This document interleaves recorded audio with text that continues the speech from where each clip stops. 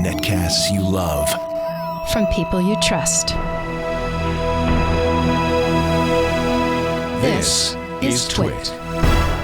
Bandwidth for the Tech Guy is provided by CacheFly.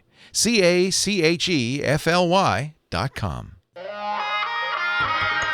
Hi, this is Leo Laporte, and this is my Tech Guy podcast. This show originally aired on the Premier Radio Networks.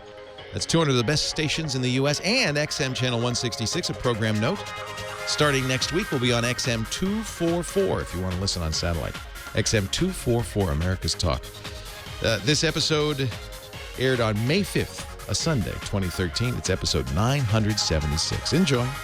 The Tech Guy podcast is brought to you by Ring Central. We do everything in the cloud. That's why I love my cloud-based phone system from Ring Central.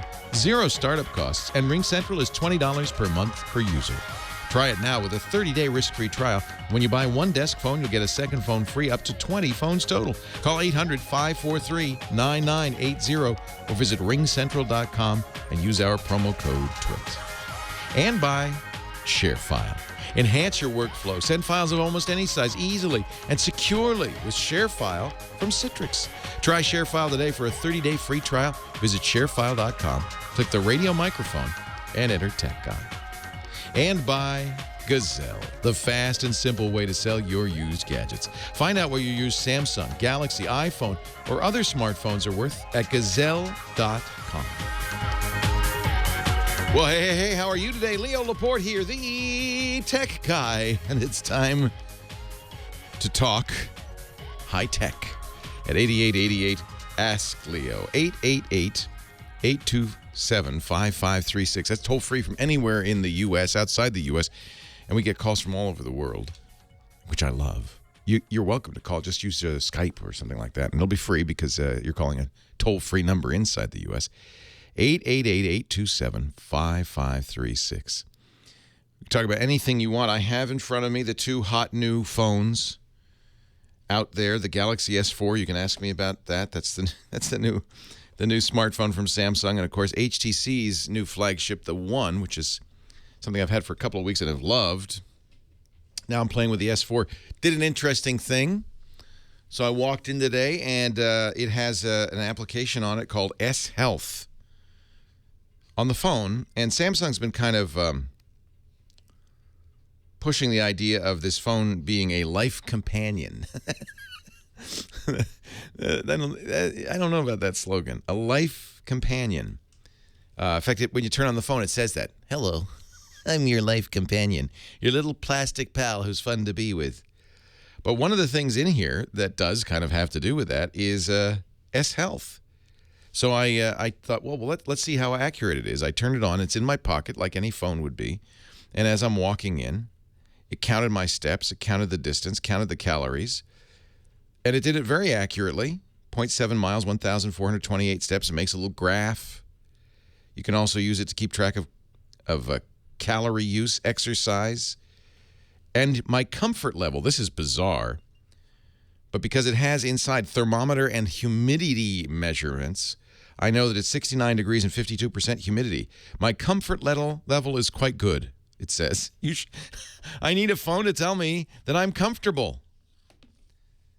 Well, it is my life companion. That's exactly what a wife would do, right? You're not comfortable right now. Get a sweater. Do you think the phone will tell me to get a sweater? Very, very interesting thing, huh? So I like the idea of this. That's an interesting additional feature to a phone. And why wear a Fitbit or a pedometer when your phone is counting your steps? It says you need 10,000 steps and all of that. So I'm very intrigued. It's amazing where we're going with these things. These are the computers that most of us will be using most often, not the desktop, not even the tablet. Steve Jobs famously said we're in a post-PC world, but I think he was thinking the iPad, and I think maybe it's the iPhone and the other smartphones that really are the computers of our future. So you can ask me about that. What phone is right for you? I'm glad to help. Without prejudice, without bias. I know it's a religious war. Did you? And Samsung's taking this seriously. New Samsung ads. Did you see the high school graduation party ad? All the kids, all the cool kids have Samsung Galaxy S4s, and all the old parents, the grizzled elders, have iPhones. And the kids are doing, all the things you can do with the Galaxy S4. They really love that tapping the phone beep and sending the picture, which I have yet to do I've had a Galaxy phone for years, have yet to do that. Not with the S2, not with the S3, not with the Galaxy Note 1, not with the Galaxy Note 2, not yet with the Galaxy S4. Nobody does that. But anyway, you can tap the phones together and send a picture. Beep. They don't mention it started with bump on the iPhone before anybody else did it. And then they I don't know why Samsung does this, but they're kind of into it. They show the two young ladies, and I don't think they're painting their nails, but they're doing something, and they don't want to touch the phone, so they wave their hand over the phone. The kid who's eating ribs, phone call comes in, he waves his hand. The parent goes, "Wow, you just waved your hand and answered the phone? My phone can't do that." Kid shows his dad how he can change the channel on the TV with the phone. And the parents are baffled and amazed by this new magical wonder. It's insulting to everybody involved, including the Galaxy S4, if you ask me. But, they're trying to show off the features. And this is somebody asked me, why do these companies, and all of them do it now, junk up Android phones? There's a pretty brisk market for the Nexus 4, which is an Android phone that is pure Google, doesn't have any of the extra stuff that HTC and Motorola and Samsung add to the phones, the health stuff, the wave your hands. This phone, I can scroll with my eyes. This is hard work, by the way. It's much easier to scroll with your finger, but you can look up and down, and the page will scroll up and down. There's no known use for this, in my opinion. But why do they put all this stuff on top of what a lot of people really want, which is a pure Android experience? Why don't they give us at least give us the choice? And I think the answer is that that's the only thing that distinguishes these phones, frankly, is the junkware they put on top of them. That's what really sells these phones. So they're afraid just to sell you a kind of average, generic, just like everybody else product, even if that's what you wanted. And you cannot make this phone be normal. You cannot turn it back into a pure Google experience phone. Even if you root it, you have to then put some third-party software on it that doesn't always work, is a little wonky, a little funky, the cyanogen mod, things like that. Seems like there's a market for just like, can I just have the vanilla? Can I have vanilla instead of choco berry coconut swirl with bubble gum, please? Just vanilla. Seems like there'd be a market for that. 8888 Ask Leah. We could talk about that. I am going to do a study on battery life. I'll do this for next week, because one of the things you see immediately with these phones, and it's true in just about everything we care. We're mobile now, right? Laptops, tablets, everything. You want long battery life. You want to get through a day. On a phone, to me, that's 12 hours. On a tablet, that's probably 8 to 10 hours. On a laptop, that's 8 to 10 hours, because you're not going to use it constantly. But they just can't seem to do it, and that's because battery technology hasn't made any significant advances in the last decade. So maybe next week, I think I'm going to take some time to research this. I'll talk about some of the interesting things that are happening, like supercapacitors and things that might be changing battery life. Things on the horizon, they aren't here yet, that might make this, the dream, and I think it could happen in the next few years, is that you plug your phone in, or better yet, you plop it on a charger without wires. 3 minutes later, it's ready to go, and it'll last a week. Is that impossible? No. No, it's not. But the technologies are just emerging to do this. I'll also talk a little bit about what you do with the existing battery technology to maximize it, because I have to say I'm disappointed. Neither the HTC One nor the Galaxy S4 get through a day. They don't have what I consider a full day, a 12-hour battery life. More like 8 hours. And actually, I ended up buying a gigantic case for my HTC One, what they call a Mophie case, which it probably doubles the weight and size of the phone. But it also doubles the battery life. It's a little battery pack that you add to the phone. And when you're charging the phone, you're charging the battery pack, and you give it enough time, both are charged. And now when you run out, it's like only old timers like me will remember the reserve tank on the old Volkswagens. The really, really old Volkswagens didn't have gas gauges. This is probably in the 60s. They didn't have gas gauges. You were just supposed to drive them till they ran out of gas, and there was a little lever on the floor that you'd flip, and it had like a pint of extra gas. You'd flip on the reserve tank, and now you're really desperate because you've got to find a gas station within a pint of gas. That's kind of what this is. This is like your reserve tank for your phone. You use up the phone to about 20%. You flip the little switch, and then fortunately, it's another full charge. But it sure adds to the bulk of it. It seems not very desirable. When are we going to get better batteries? And what can you do to make sure that you get the most battery life? So we'll save that for next week. This week, my assignment to myself was to make a Facebook page for my mama that was 100% private. I think I've succeeded. We'll talk about that later on in the show. Also joining us, Scott Wilkinson, our home theater expert. Your call's next. Leo Laporte, the tech guy.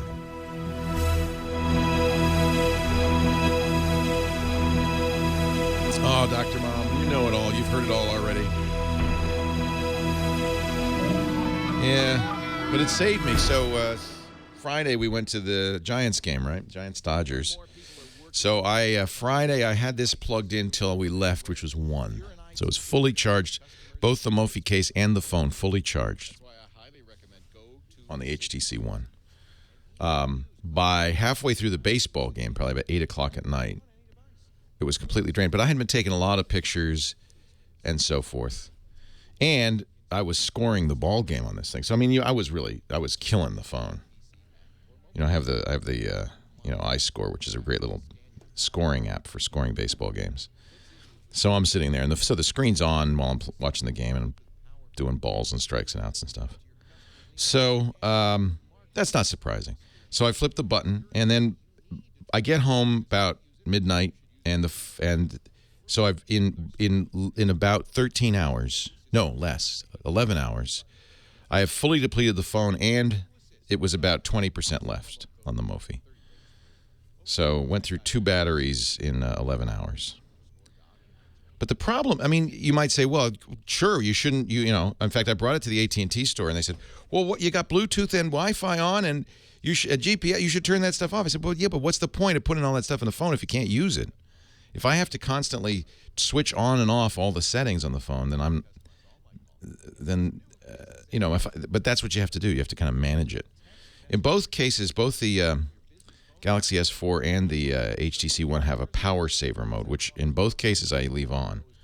It really doesn't seem to slow it down, and frankly, you've got to have it on, or you really get nothing. But then I know I'm using it as a pedometer. I'm looking at the screen all the time. I'm playing Simpsons Tapped Out, which is the largest battery killer in the history of the world. S4 is about the same as this. Now, the other test is, of course, having it off at night. And, usually I plug it in at night, but let's leave it off at night. And I turn it face down, so it turns off all the noises, all the ringers and stuff. But it's still on. The radios are on. It's still, I presume, downloading email and stuff. And both phones got about half depleted overnight. Got down to below 50%. Just not completely idle. Over 8 hours. So they got a way to go. But the nice thing about the Samsung, you pop out the battery. So I bought another charger and another battery. John's WordPress site got hacked. Oh dear. Dvorak.org/blog. Yeah. Looks like it did. We've had this happen. I should probably check my WordPress. That's the problem with WordPress is you got to update it all the time. The Note 2 is great just because it has so much battery life. What I like about the Galaxy S4 over the Note 2 is it's smaller, but it has a bit more on the screen. It's a higher resolution. So this is a 5-inch screen instead of 5.5-inch, but it's 1920 by 1080. Both of these are 1920 by 1080. Live feed is kind of cool, Straight Racer, but I've turned it off. I turned off Sense, and I'm using a different launcher. I'm using this is the lock screen though, which I like. The lock screen shows photos with that, so that's kind of cool. But I'm using the Nova launcher instead of the Blink feed. Does this case make it heavier? Well, it don't make it lighter.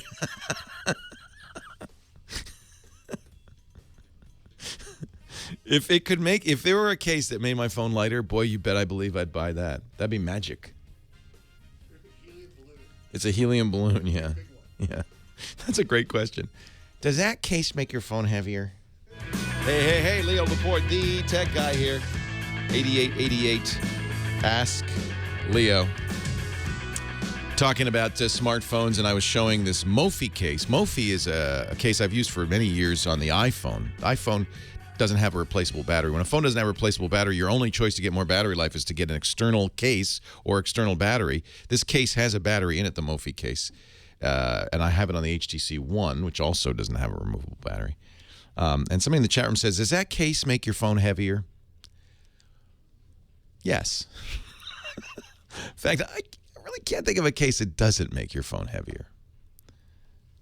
If they could invent a case that made your phone lighter, I'd be very interested.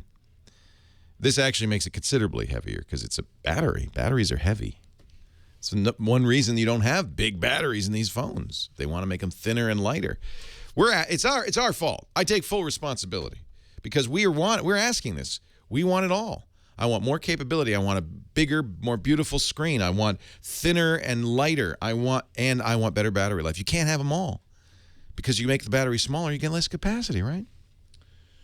All right, let me see if Heather Heyman has got a call for us. Heather, good morning. How are you today? Great. How you doing? I'm very well. Did you rock out last night again? No. 3 nights in a row would be too much. Yeah, I got to cut it off somewhere. Yeah, got to nap one night. But of course, I watched a movie that took a weird turn and gave me nightmares. So oh, no. What was the movie? I still haven't caught up on sleep.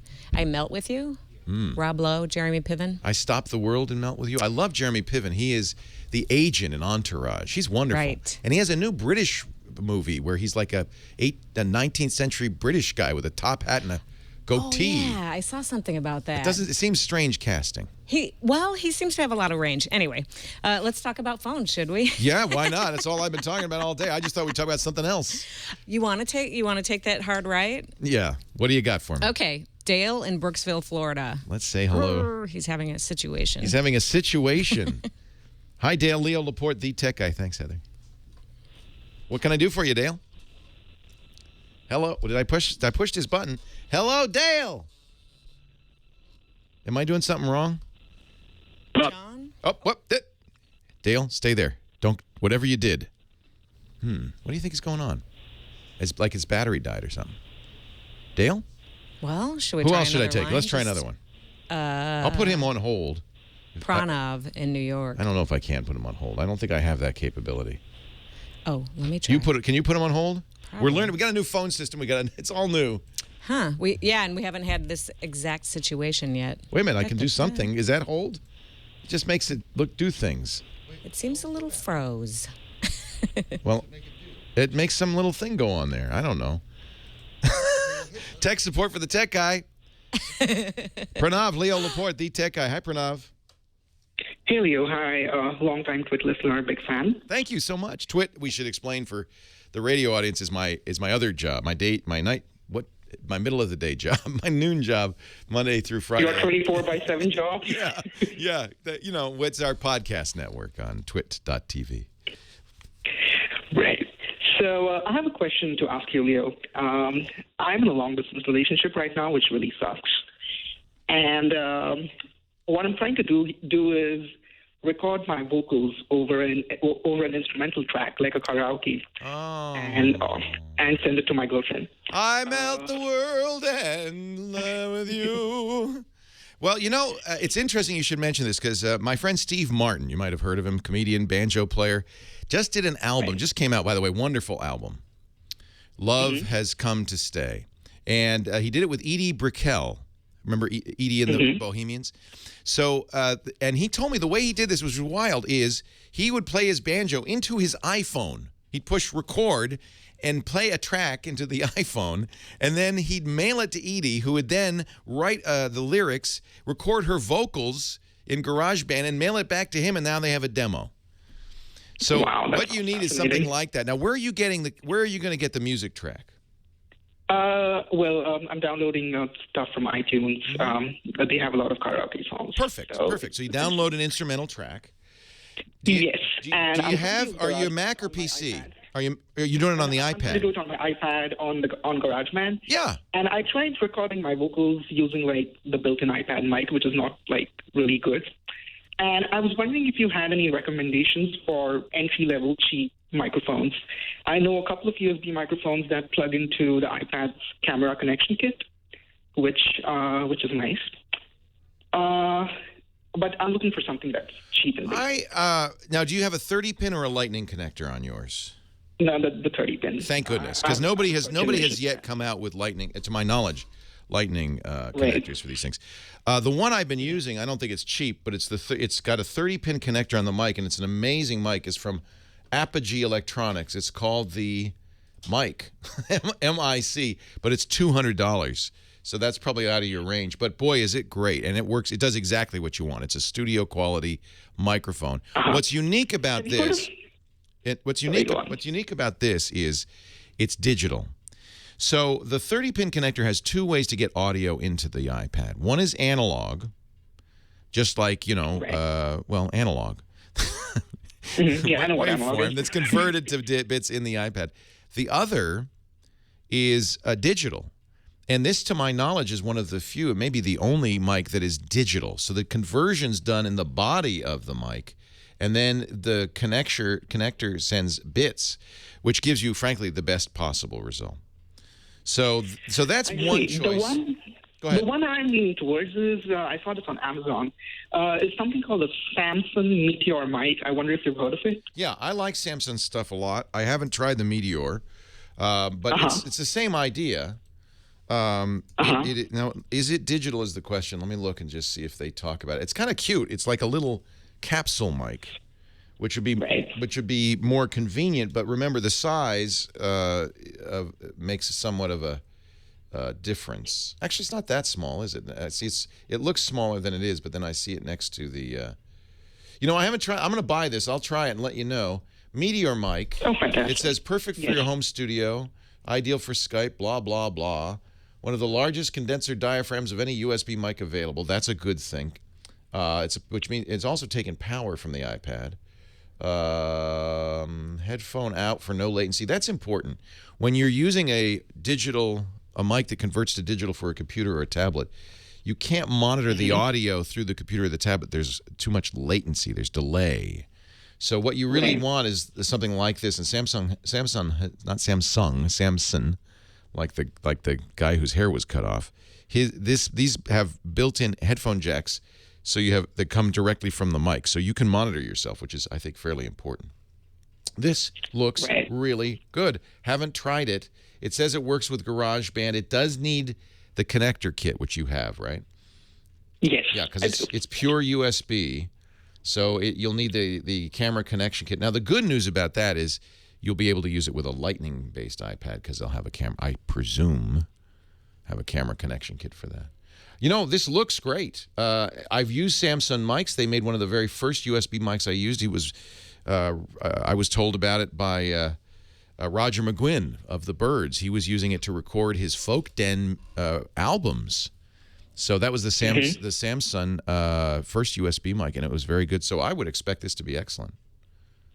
Oh, fantastic! Yeah. I just wanted to get your recommendation on it. I haven't used it. It's really good on Amazon. Yeah, no, that looks good. What is the price on Amazon? It's just $70. Much better. $9. Well, as I said, I've tried the Apogee. $200 is very pricey. That one's direct in. This one, which means you need a special connector and so forth. This one is just a plain old USB mic at $70. That sounds very appealing. But I'm ordering one right now. So thank you so much. I look forward to hey, what a nice idea! So you're going to record a love song for your girlfriend and send it to her? That's the idea. A little sappy, but yeah, whatever. It's not sappy at all. That's so sweet. I hope that Thank you, Leo. I hope you two can live next to each other sometime soon. Hopefully. How far away is she? She's in New Delhi, India. Oh, that is truly a long distance. Sorry to hear that. Have a great day. Thank you so much, Leo. Take care. Bye-bye. Well, how much of that did we lose? Most of it. About like a minute at the end. So you had it potted out, or? Yeah, totally my bad. I apologize. That's okay. It's okay. Just my deathless words being lost forever. It's okay. I'll survive. Yeah, because I don't watch a clock. I listen for the cue music. That's the only way I know when it's over. I could watch a clock, I guess, but No, it'd be inaccurate, and so it's better just for me to listen to cue music. Yeah, I usually keep the pot at the right It place. happens. It's happened before. It won't be the last time, I'm sure. Thanks. Huh? Yeah, so I have a timer, but the problem is if this doesn't match exactly with the studio, I'm gonna miss a word one way or the other. So the best thing for me is I listen to they play that, and then I hear that, and in the middle of it there's a little bump that covers up a automator tone that some of the stations don't have live engineers. They have shut up, Homer. They have. I'm sorry, Homer. You shouldn't talk to me while I'm working. They have. They have automation equipment, so I have to get it out by the time that post hits. Then otherwise they yell at me, which they frequently do. Hey, Li! We gotta get some seats in here. Oh, so nice to meet you. Oh, that's wonderful. Hi, Mary.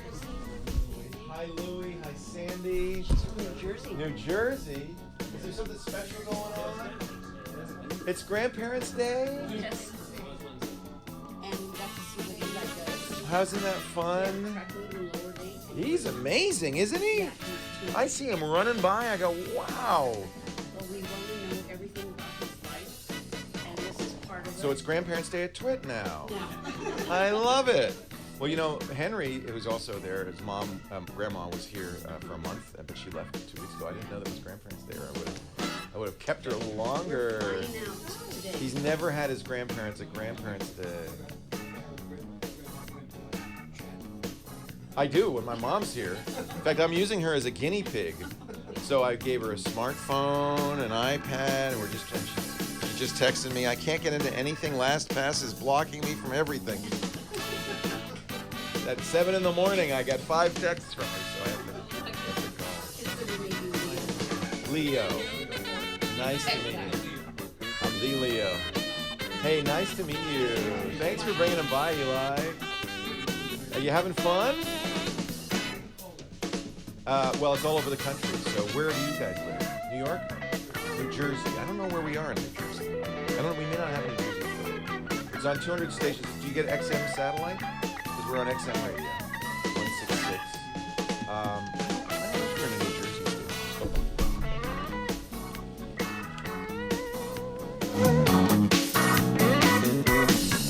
See you later. Bye-bye, Grandma.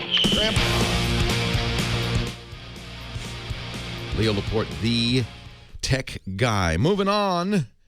Our next caller of the day, Bobby in Columbus, Ohio. Hi, Bobby. Leo Laporte, the tech guy. Hello, Leo. Good afternoon. How you doing this evening? I'm well. How are you, Bobby? Oh, I'm fine. I'm a truck driver / computer technician also. Got a comment and a question. All right. You opened the show about the battery life. Yes. Now, I have the Galaxy S3, which I love the phone. Oh, great phone. But I had an issue, and I got tired of going to sleep at night, all of a sudden waking up, and the phone's in orange because it's almost dead. Yeah. And I run Juice Defender, and I went on the Sprint network and their website. They have a link to it that has recommended tweak settings. Yeah. That really help with the battery life. I am going to have to look at that. Sprint recommended settings, and it's for the Galaxy S3 specifically or in general? I looked up my phone for the S3, and Okay. it really helps. I can now put it on a charger, and I think it only drains at maybe 12% overnight. Wow. Now tell me, can you give me a kind of the overview? What do they recommend? Turning off stuff or? It goes into detail. Sometimes your screensaver, timeout on the screen. Yeah. Other detailed recommendations I can't remember right off the top of my head. It was like 17 pages. Ah, wow. And it's a bunch of things that could be on that's recommended to be off. See, that you really don't use on a regular basis. but it kind of begs you kind of begs the question: should you? I mean, why do they put that stuff in then? You shouldn't. Seems to me a phone should just work. You shouldn't have to go through 17 pages to get it to last all night. Exactly, and that leads into the next one.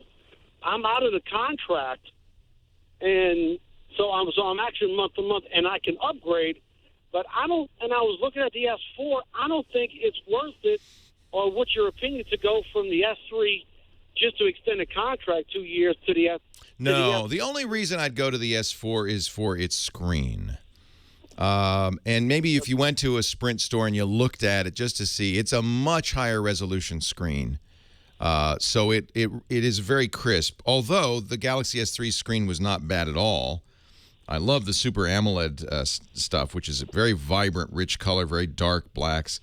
This doesn't have a whole, and I think this is one of the reasons Samsung loaded it up with things like the Samsung Health app, because there isn't a whole lot different. It's a little faster, but I don't think you think the S3 is slow. It doesn't have as good battery life. You know, you're sacrificing battery life for more features. I'm trying to think if there's that's a really good question. Is there anything in here that would make you go, wow? It looks exactly the same. It isn't even any bigger, because when they made the screen bigger and they made it 0.3 inches bigger, they did that by decreasing the size of the frame, the bezel. So it doesn't even look. If in fact, if I put two side by side, you'd be hard pressed to figure out which is the S2 and which, or S3 and which is the S4. Now, I was also doing research because I think in August they're supposed to be coming out with a new edition of the Galaxy Note. Yeah, and I like the Note. I'm a Note fan. So the Note 3, but we don't know what they're going to do. And what's become apparent with Samsung is they don't really want to change. I guess they don't want to change what works, right? So, exactly. So they've got a working thing, and they just don't want to mess with it. I think if the biggest difference you will notice is screen size. If the screen does not wow you on the S4, then I would skip that. Maybe wait for the S3 to come out, the Note 3 rather, to come out. See if you like that. That's going to have, I don't know how big the screen on that'll be. The I've been seeing it could be 6.3 or most likely 5.9. So the current Note 2 is 5.5 inches. But what is missing on the Note 2 is the resolution. It's only 720p. This is 1080p. So if they would, to me, if they'd leave the Note the same size screen, which is about as big as you can pocket. I guess if you're a truck driver, you don't mind having you're not carrying it in your pocket. Now that'll lead to another question.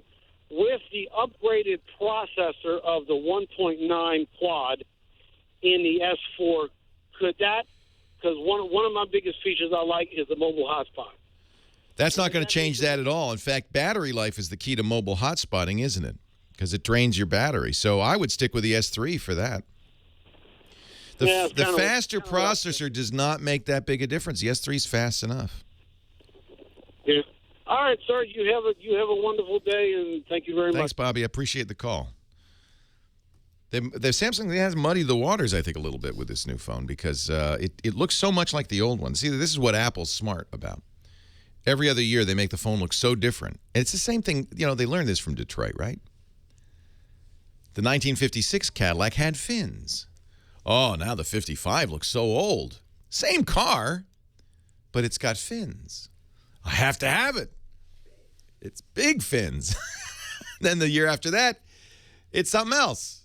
It's points on the bumper. Oh, that looks modern and makes the other thing look old. And Apple's done the same thing with the iPhone every other year. They're smart because they know most people have 2-year contracts. They don't want to do it every year because they don't want you to feel like you have to, oh no, Apple's pushing me to upgrade every year. They want you to feel like, no, that every other year is kind of a minor upgrade. And then every other year, every second year, oh, that's the big one. That's the one you want to do. In fact, we are in that the minor upgrade year, right? The 5 came out. That was a big change from the 4S. So the 5S, or whatever they call this next generation, if Apple is true to form, will be just a small upgrade, mostly a software change, right? Maybe not now. I'm hearing rumors there may be more. Maybe a fingerprint scanner. Really? A fingerprint scanner? Leo Laporte, the tech guy, 8888, ask Leo. Is Scott Wilkinson looks like he's in the chat room, but we're trying to get him. We're not having any success getting him on the Skype, so we'll have Scott on in a little bit. We'll get another call in, though, right now. Scott in Pasadena, different Scott. Leo Laporte, the tech guy. Hi, Scott. How are you, Leo? I'm well. How are you? I am outstanding. Any better, I'd have to sit on my hands to keep from clapping. Love your program. Have a quick question for you. Yes, sir. I have a Nexus 4. I love the phone. As a matter of fact, I walked away from an iPhone 5 for the Nexus 4, which for me is very unusual because I've been an iPhone guy. But I love the 4. Unfortunately, as you probably know, it's tied to one carrier. And in my experience with that particular carrier has been a disaster. Is there any reason that Google cannot make this phone work with Verizon or somebody else? It's supposed to be an unlocked phone. It is an unlocked phone, but it uses a technology called GSM. Only T-Mobile and AT&T use GSM in the U.S. Verizon and Sprint use a technology called CDMA. For some reason, Google decided to make the Nexus 4 not only GSM only, but they don't have LTE in it either. You're using it with T-Mobile because that's pretty much the you could use it with AT&T, I think, but you wouldn't get LTE. My opinion, I think the Nexus 4 is a great phone. I know a lot of people love it primarily because it's pure Google. It doesn't. I was talking about all the cruft the manufacturers are putting on these other phones. That's the vanilla you were talking about vanilla. earlier in your show. It's vanilla. And I love it. And some people like vanilla. I like vanilla. And it's also $300. It's half what the other phones cost.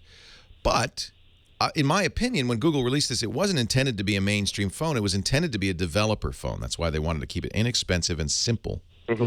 They weren't trying to get it on every carrier. They made no effort to get it on any other carrier. They didn't want it on a carrier at all. They made an unlocked phone that you could buy directly from Google, and I think it's primarily for developers. It's turned out, though, and this is why I really think these companies ought to consider this, to be very, very popular because people like vanilla. So there are 3 different top-of-the-line Android phones, and the Nexus 4 is one of them. And I think that's telling, but you're stuck with it the way it is. Leo Laporte, the tech guy. This show brought to you today by my friends at Ring Central. I love that cloud-based phone system we're using from Ring Central. It is pretty amazing.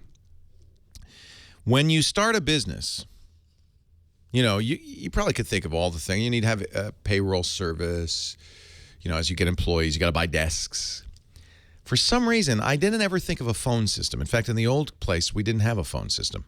I just, use your cell phone. You got a phone, use it. But as you get bigger, I guess, you start having to think, I guess I have to get a phone system. And this was a little bit daunting, to be honest. The only phone systems I'd experienced were, big PBXs in the basement that you get through the phone company. Expensive, complicated. You got to have a guy come in and program it. So I was kind of bemoaning my fate to Russell, our IT guy. He said, no, you don't have to do that. He said, I have installed Ring Central with a number of clients. They really like it. You should take a look. So I did, and we bought it. No startup cost. Got to like that. Depending on the plan, you get around $20 per month per user. That includes long distance. It includes faxing. It's kind of all in one. It includes some other nice features as well. There's business SMS, which means you can text message from your smartphone via the business number. In fact, you make calls via the business number as well. So my employees can use their smartphones when they're at home, but they're making the call on the business line. We pay the cost, all of that. They have a new feature. If you use conferencing, their new Ring Central conferencing, you get a conference bridge number with your Ring Central account ready for unlimited conference calls for up to 1,000 participants. And all the features, you can mute participants, get caller count, record them. Very easy to use. You're using your desk phone or your iPhone or Android app for Ring Central or the Ring Central soft phone, and it's free. It's included with the monthly service. I am just blown away with what you get. They keep adding features. This is a new one they just added, and I just think you're going to love it. So I want you to take advantage of it. We have a 30-day risk-free trial. And by the way, if you decide to when you buy one desk phone, you'll get a second phone free up to a total of 20 phones. So that makes it even more desirable. Ring Central, we have a number just for our listeners, 800-543-9980. 800-543-9980. Or you can go to ringcentral.com. That's where I am. And use the offer code TWIT, and you get 30 days free and that special deal. Oh, I have to fill this. I won't fill this out right now, but you could do that for yourself if you go to ringcentral.com or call them. I think the boss is probably one of those people who just likes to call. Bosses tend to like to do that. Look at all the people who use Ring Central. We love Ring Central. 800-543-9980. Tell them you heard about it on Twit. Amazing stuff. Why aren't we on this list of users? We should be, because we love our Ring Central system. Ringcentral.com. Use the offer code TWIT or call 800-543-9980. Leo Laporte, the tech guy, 8888. Ask Leo, the phone number. We're going to get Scott Wilkinson in a second, but we were talking to Scott in Pasadena. So Scott, are you looking for a better carrier? What is you're really stuck with the phone that you have with T-Mobile? Yeah, I feel like I've got one of the best Android experiences. And one of the worst phone carriers. You know, T-Mobile. I use T-Mobile too, and they're all right in some areas. The issue is where you are. Yeah. Yeah, they're either all right 100% or they're all wrong depending on where you're at, and there's no in between. No in between.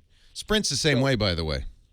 My question would be, I thought I didn't like an Android experience, but I found that it wasn't the Android experience. It was the fact that you take an Android phone and then you add all this goop onto it, and all of a sudden it doesn't work like it's supposed to. Do you remember Windows? Absolutely. Oh, yeah. 15 million lines of overbloated code held together with multiple generations of bug fixes. And Microsoft tried very hard to get people to do something they called signature PCs, which were pure Windows PCs without all of the third-party junk that HP and everybody else put on. And they couldn't convince very many PC manufacturers to do signature PCs. There's just a handful of them because they make these companies, Dell and HP and Compaq and everybody, made money putting the McAfee and everything else on there. People pay them for that. Now, I don't know, and this is the conversation we had at the beginning of the show. I don't know why these smartphone companies seem so hell-bent on junking up their phones. I think it's to make a differentiator, because otherwise, really, if you look at a Motorola or an HTC or a Samsung, and you just had made plain vanilla Google, they'd all look exactly the same, even down to the hardware specs, quad-core, 1.7 gigahertz, same screens, so they have to do something to differentiate. Unfortunately, they don't have the skill and style of a company like Apple, or even of Google. And so they make stuff that's just not so great. Scott Wilkinson is here. He's our home theater guru. Hello, Scott. Hey, Leo. How's it going? How'd it go at the Renaissance Fair yesterday? Huzzah! Huzzah! Scott and his sack butt. I ate a turkey leg and I drank a flagon of ale. That's what you do, don't you? You get those I don't know where are these turkeys that make legs that are like 8 pounds? What? I don't know. I know they're huge. They're like dinosaur bones. Yeah, they are. It's true. And I don't know why they assume that in the Renaissance people ate larger turkey legs than they do today. I don't understand that either. Can't tell you. Is there a historical precedent for that? I think it's what I know what it is. Bigger in the Renaissance. You know what? No, I know what it is. It's that one movie with Henry VIII and his turkey leg. And that ever since they've said, well, that's if you're a king, you got to eat a big turkey leg. Right, that's right. So let's talk home theater, since that's why you're with us today. Indeed. What do you got for us? Well, I got a question from Bob Prickett, who says, getting old, hard to hear dialogue in movies. Yeah. Bought a good Vizio soundbar with bass and treble controls from -10 to +10. What are the best settings to reduce background music? Well, really what he wants to do is increase the dialogue. And what do minus values below 0 mean anyway? Well, this is a very good question. My mom had the same problem. She was having trouble understanding the dialogue. And what I did for her was I lowered the bass a little bit, because most speech is in the upper frequency spectrum. The meaning of speech is carried in the consonants, and the consonances are in the 2 to 4 kilohertz range typically, which is why the ear is most sensitive to that frequency range, because it's most important evolutionarily to hear the meaning of speech, of dialogue. So the thing to do with a simple EQ like this, with a bass and a treble control, is to turn up the treble a little bit or turn down the bass a little bit. And I did that for my mom on her TV, and it made a world of difference. Now, as to what do these negative numbers mean, they simply mean that you're cutting or reducing the frequency below its what we call nominal level, the normal level that would happen if you didn't have an EQ there. They're reducing it by a certain amount. The number 0, the setting of 0 means, presumably, theoretically, what's coming out is the same as what came in.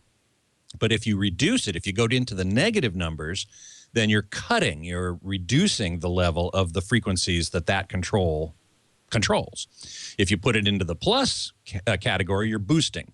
And when we talk about EQ or equalization, which is changing the level of different frequency ranges, I always say it's better to cut than to boost, because if you boost, particularly the high frequencies, you're not only going to boost the stuff you want, you're also going to boost the noise. Most audio signals have some noise in them, and if you boost up the high frequencies in particular, you're going to boost up that noise as well, and it's going to sound shh. You're going to hear that much more. So I generally recommend try cutting the bass first. See if that works. If not, try boosting up the treble a little bit, and you should be able to hear the dialogue quite a bit better.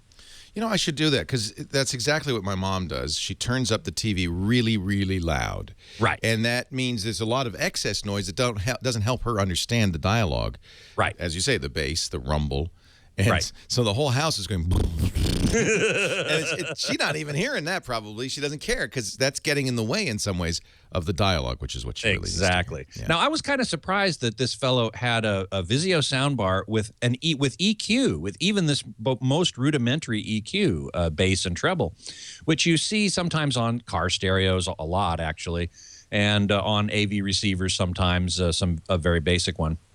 But soundbars, I looked up Vizio soundbars, and I couldn't find one that had these bass and treble controls. It's just a volume control, as far as I could tell. Might be his TV or something. Might be his TV. Might be an older model. On a 5.1 surround sound, would it make sense to turn up the center channel? Isn't the dialogue in the center channel? So yes. Sometimes on an AV receiver, the 5.1 receiver, you could say the center channel's louder than the rest of the speakers. Right, correct. Because 90% plus of the dialogue of the speaking that you're hearing in the movie is coming out of the center channel, which is why the center channel, many people consider it to be the most important speaker in the entire 5.1 speaker array.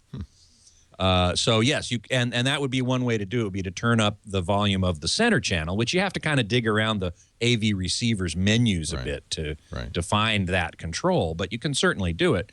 And that is certainly one good way to emphasize the dialogue. Scott is the editorial director of the AVS Forum, avsforum.com. Lots of great stuff there, including some giveaways.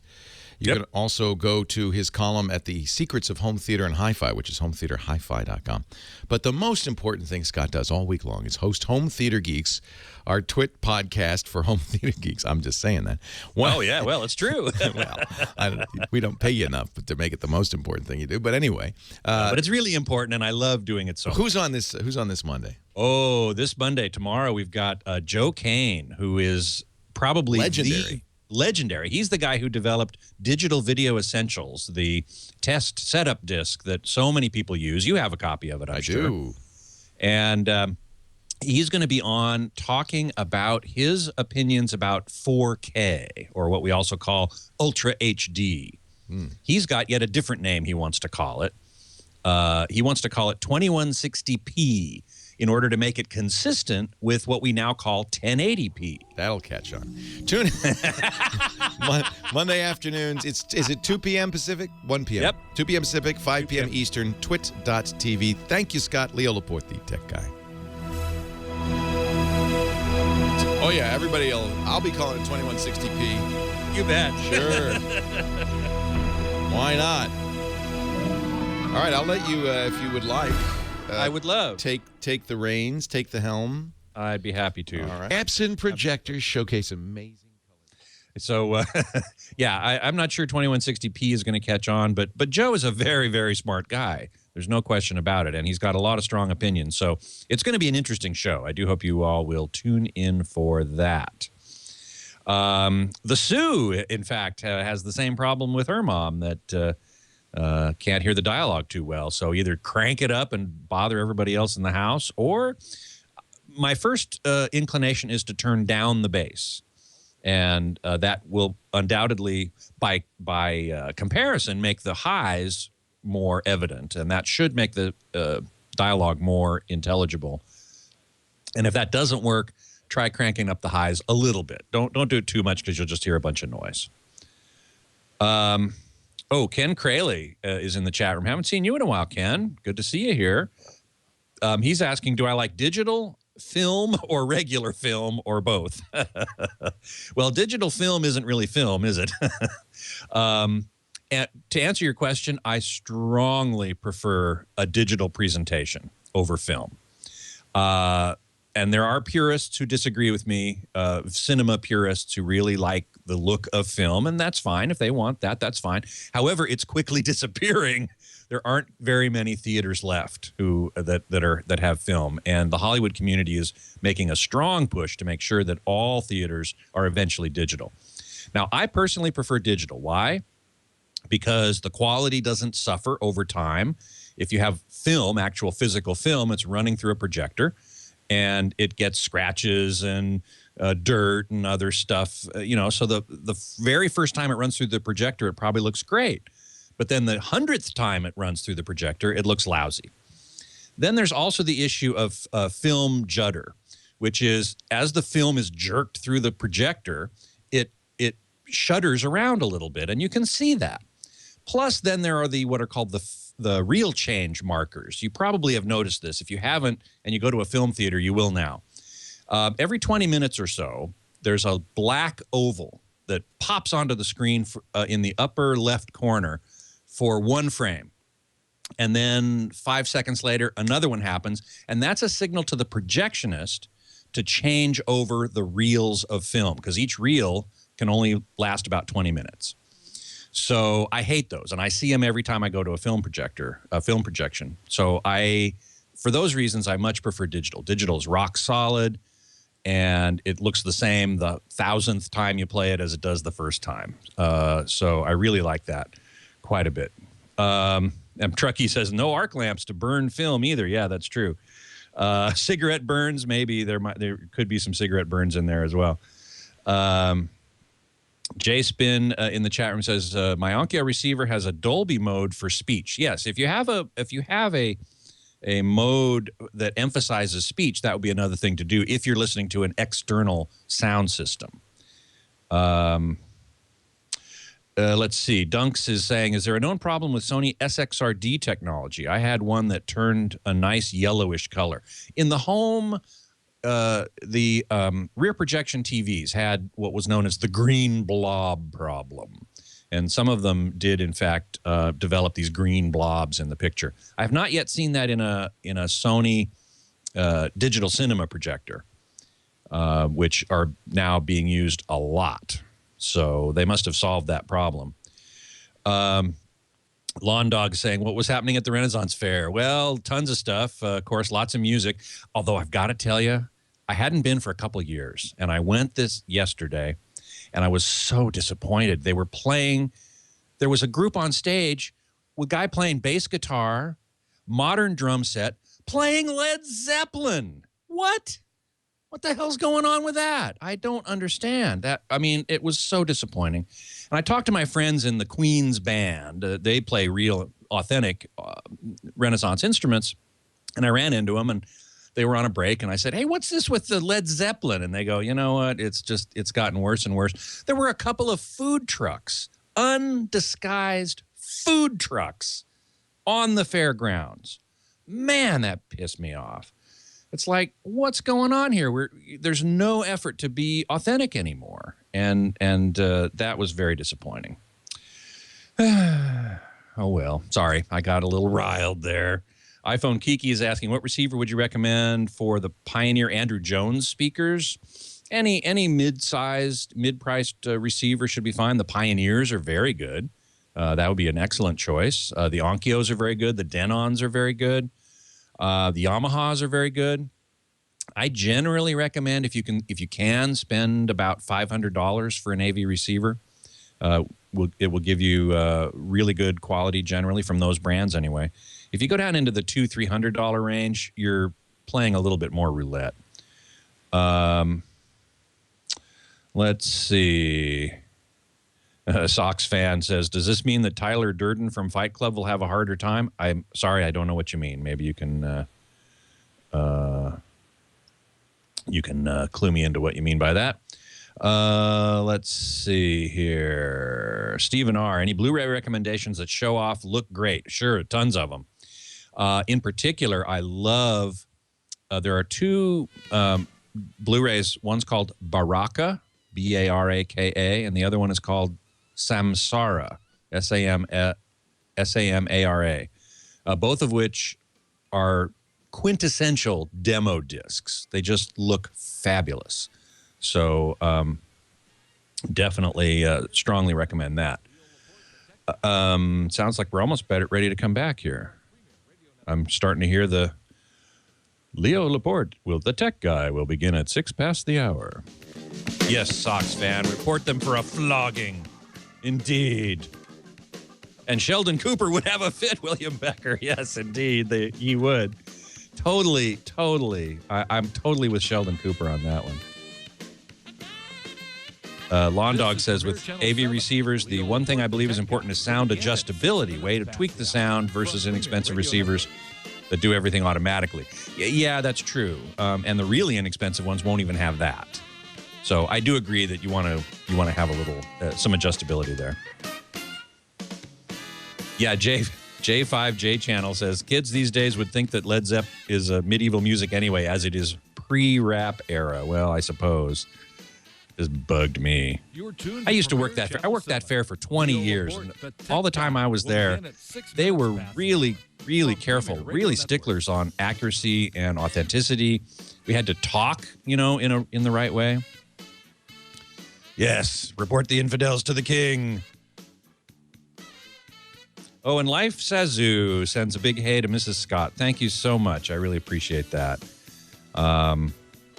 We're going to be doing, she's going to be doing a yoga workshop next weekend. And I'm going to be playing a little didgeridoo, so that should be fun. Dr. Mom, did that include not bathing for 6 months? All right, Scott, got to run. Thank you. Okay, thank you, Take Leo. care. Talk to you later. Bye-bye.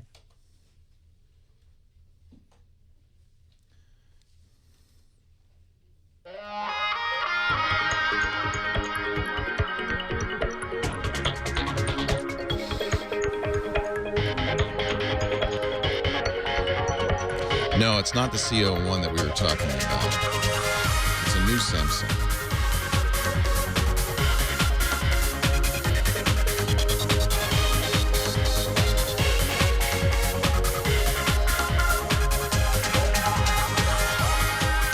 Well, hey, how are you today? Leo Laporte here, the Tech Guy, hour number 2 of the Tech Guy show for this Cinco de Mayo.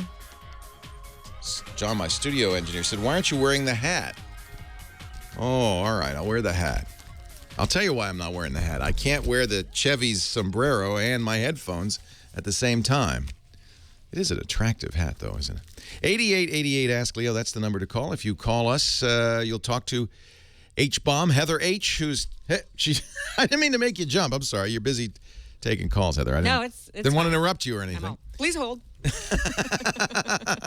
Who should I talk to next, Heather? You want to talk to April in San Antonio, because it's a little bit of a carryover from yesterday? Sure. Yeah. That would be which line? Oh, 6. I see it. Thank you, Heather. Hi, April. Leo Laporte, the tech guy. April in San Antonio. Hi, Leo. I just wanted to know. You don't like my singing? No, I'm just teasing. Go ahead, April. What can I do for you? Heather probably says, no matter what Leo does, just keep on asking the question, right? Is that what you tell her, Heather? You say, have fun with it, April. Come on. Don't say, how are you? Don't say, what's happening? Don't laugh. Just ask the question. Heather's tough that way. So no, I'm just teasing you, April. What can I do for you? Windows 7. Windows 7.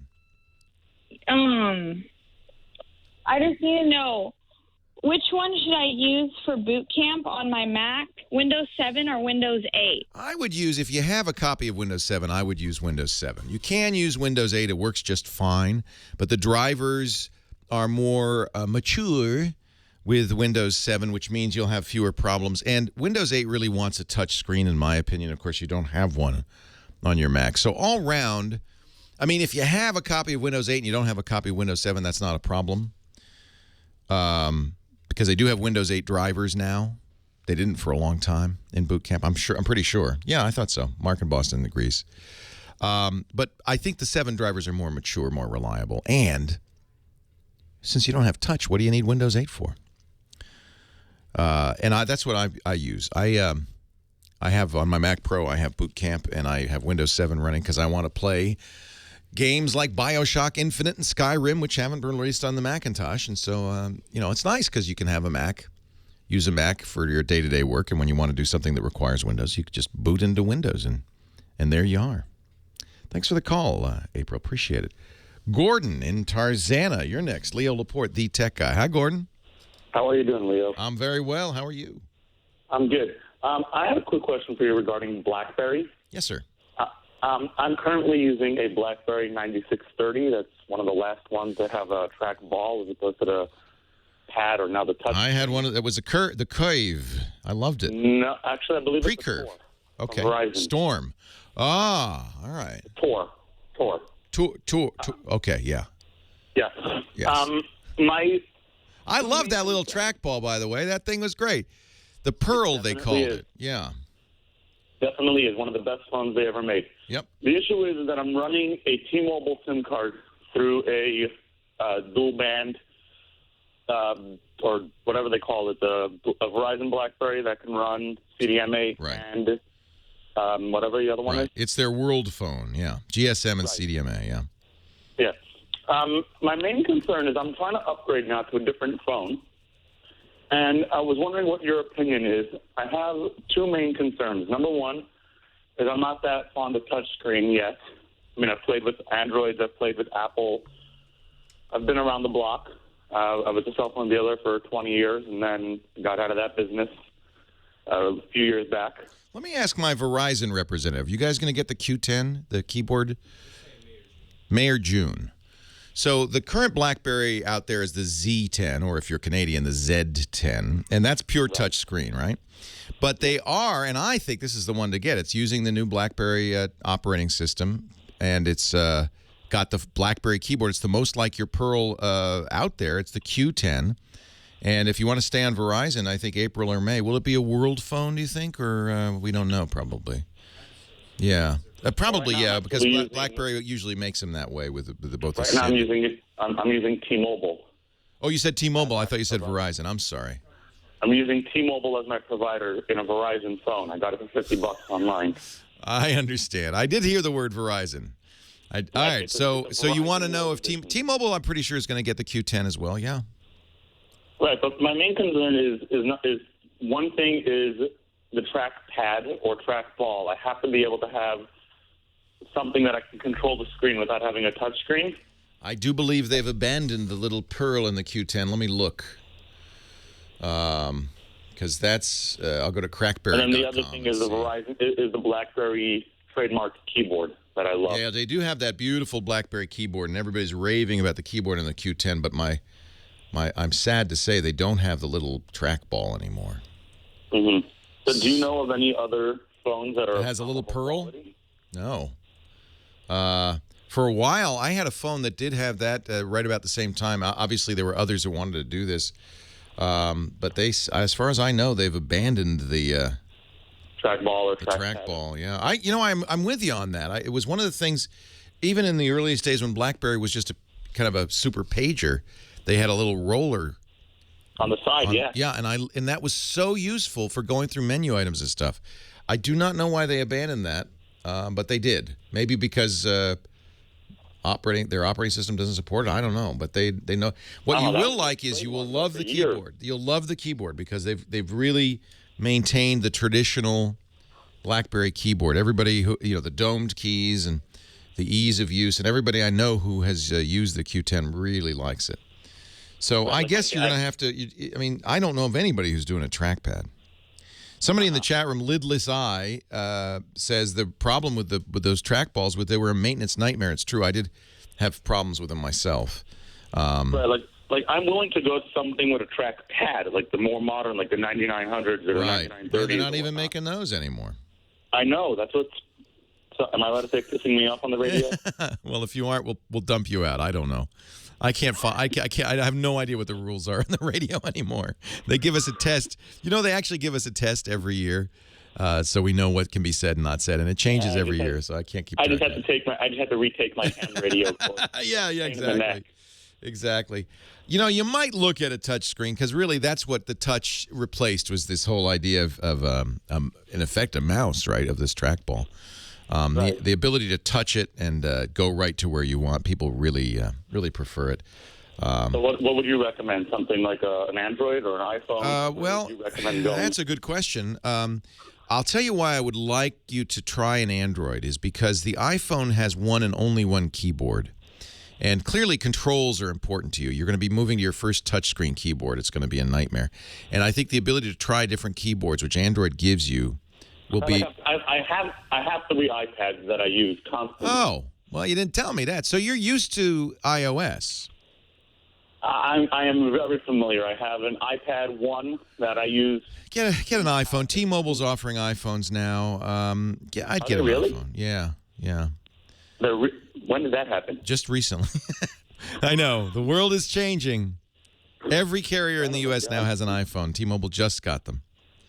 Nice. Nice. I'm gonna look into that. Nice. No, I was going to say because I have an iPad in my room. I have the pocket-sized iPad that I travel with. Oh, well, you know, you're already in the iOS world. You've already bought apps. I think you're probably going to have to bite the bullet and move to touchscreen because even on this Q10, BlackBerry's using their BlackBerry 10 OS, which is very touch-centric. And if you look at the reviews on the Q10, you'll see instead of using a trackball, they're just touching the screen.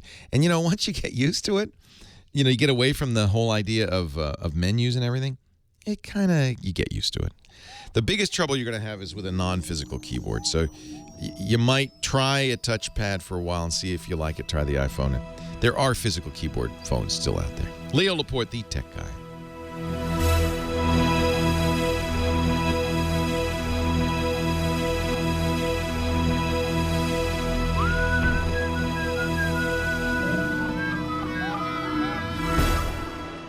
Our show today brought to you by my friends at ShareFile Citrix.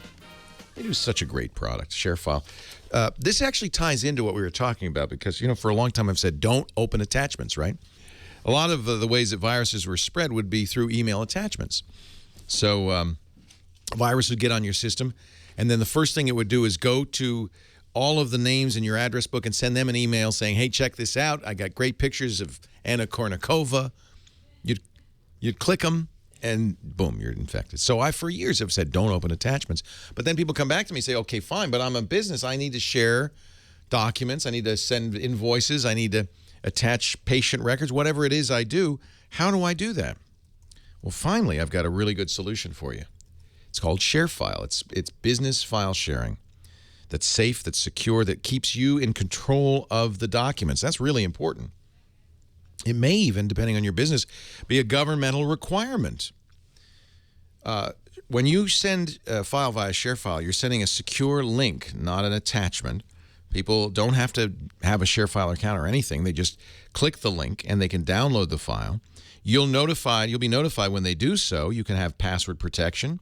You can say how many times they can download it. You know, you could say you can download this, but only once. You could say for how long the download's good. It's only good for a week or a day or a year.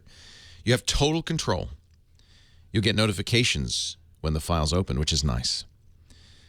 Plus, you can set up shared folders for easy collaboration with clients and coworkers. I use ShareFile every single week to send off audio files to the various radio stations. It's worked flawlessly, and I can highly recommend it. I want you to try it today. Go to sharefile.com. At the very top of the page, don't click it's a little confusing. There's a green button that says start your free trial. Please don't use that one. Use the radio listeners button, the microphone at the top, little tiny one, because that's your chance to type in the most important word for me, tech guy, all one word. Choose your industry, too, because the Customize it for various industries. Everything from real estate to media to legal to medical, event planning, food service, everything. So I'm in video. Let's choose video.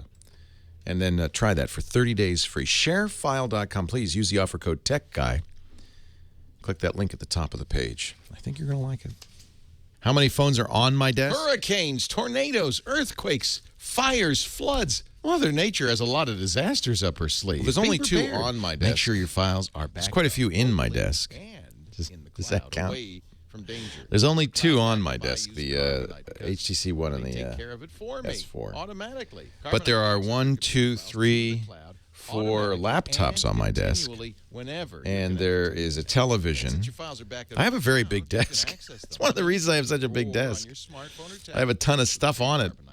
Unlimited backup space for your PC. I have 1, 2, 3, 4 monitors, 4 laptops, 2 smartphones. I'm sorry, 6 monitors because there's 2 in front of me. Start your free trial today at carbonite.com. Because I'm pretending I'm a jet plane pilot. My name Leo. You'll get 2 free bonuses. Why the stack of books? Good question. That's carbonite.com. carbonite.com. Offer code Leo. Did you see the IRS issued an identity theft alert? John came in here and cleaned everything up, and then they put it all out on the table and said, "Okay, tell me what you need to keep." And I said, "Everything." Alert. So there. As a mayor and former federal prosecutor, fighting crime has always been my mission. I'm keeping this letter. Oh, thank you, John. The problem has become keeping this letter. It says the above loan has been paid in full. I protect myself with LifeLock Ultimate. Love that. And you should too. Consumers that was the loan for the studio. Know virtually everything they need to steal your identity. Even your life savings is right there on Order Zoomies, says Burke. What are Zoomies, and why should I order them? Arm yourself with LifeLock Ultimate. Why Zoomies? LifeLock.com for details. Or just should I order some Zoomies, Burke? What are they? 10% discount. 800-308-4154. 800-308-4154. Wearable binoculars? 308-4154. Network does not cover all transactions. They're only $10. This is to compare to what Andy talked about. Have you ever had it? They're $10 for 2. Did you ever have a pair of these?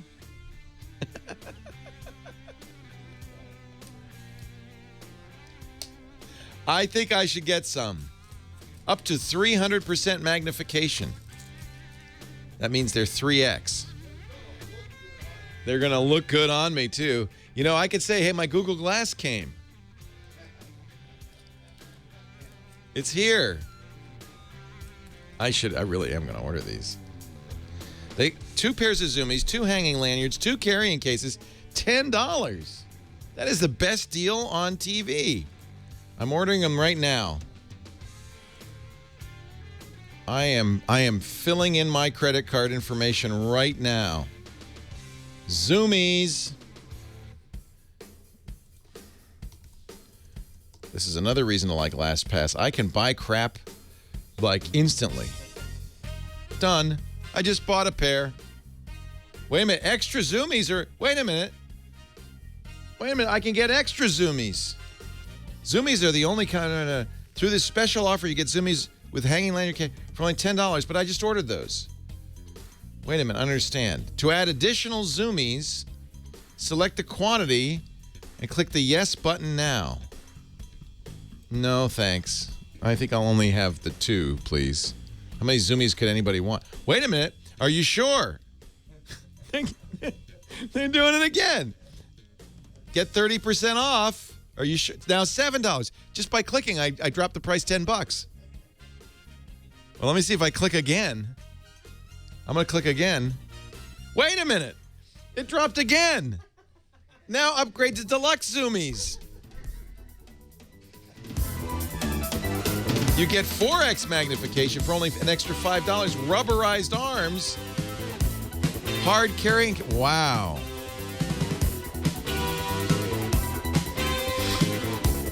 Leo Laporte, the tech guy. 8888. Ask Leo. Oh, my. 8888. Ask Leo. Let's go to Randy. He's in Bernal Heights, up here in the San Francisco Bay Area. listening on it's KKSF now, right? 9:10 a.m. Hey, Randy, how are you? Leo Laporte, the tech guy. Is this me, Randy? Oh, you're in Ventura. I misread it. I was all excited. Hi, Randy. Yes, you, Randy. I it too. I kind of like. You moved to Bernal Heights all of a sudden. No, you're in Ventura. I'm sorry, I misread that. Who knew? What can I do for you?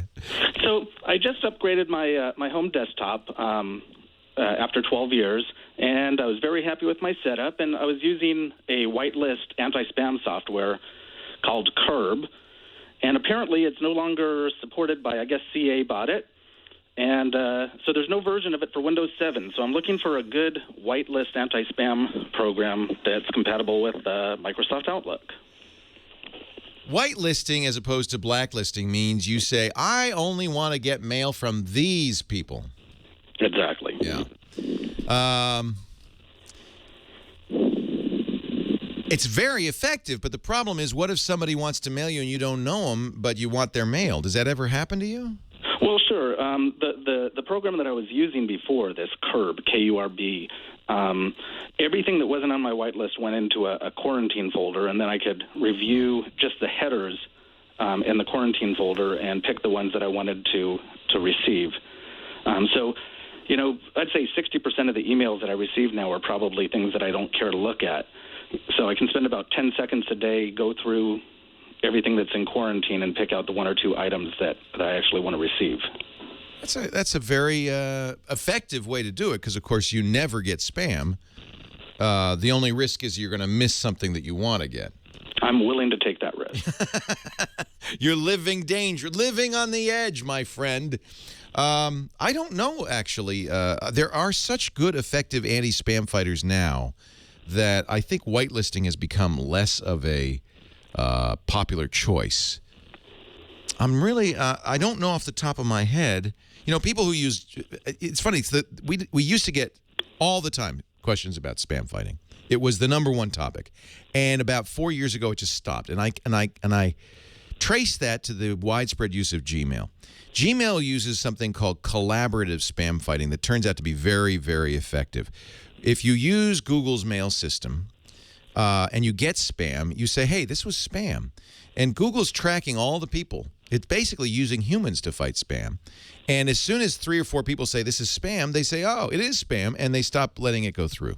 And my experience with Gmail is it's very, very effective. Now, let me think about whitelisting. If there's somebody we could find that does this. I do something similar, by the way. What I do is I use a filter on my main mail provider. I won't say their name because I don't want anybody to know about it. But I use a mail provider, and I use a special script on there that says, if the person is in my address book, send it to another separate account. And that account is like that mail is, of course, whitelisted. It's only people in my address book. So I know when mail goes there, it's people that I really want to hear from. Yeah, I'd rather, you know, if I could do the whitelisting at the server level, obviously that would be better because I've got 2 or 3 computers that are all receiving the same email account.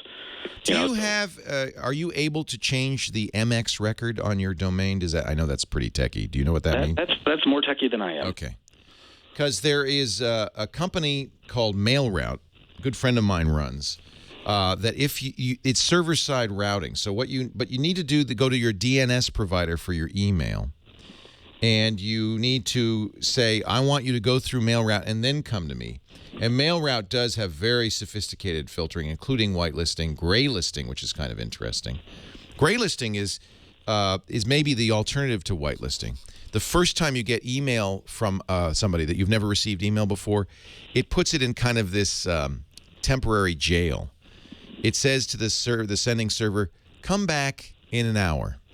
And it turns out spammers are in such a hurry, they don't come back. The way spam mailers typically work is they try once and only once. So in a way that eliminates a lot of mail by graylisting, saying, I'm only going to allow people through that I've seen before.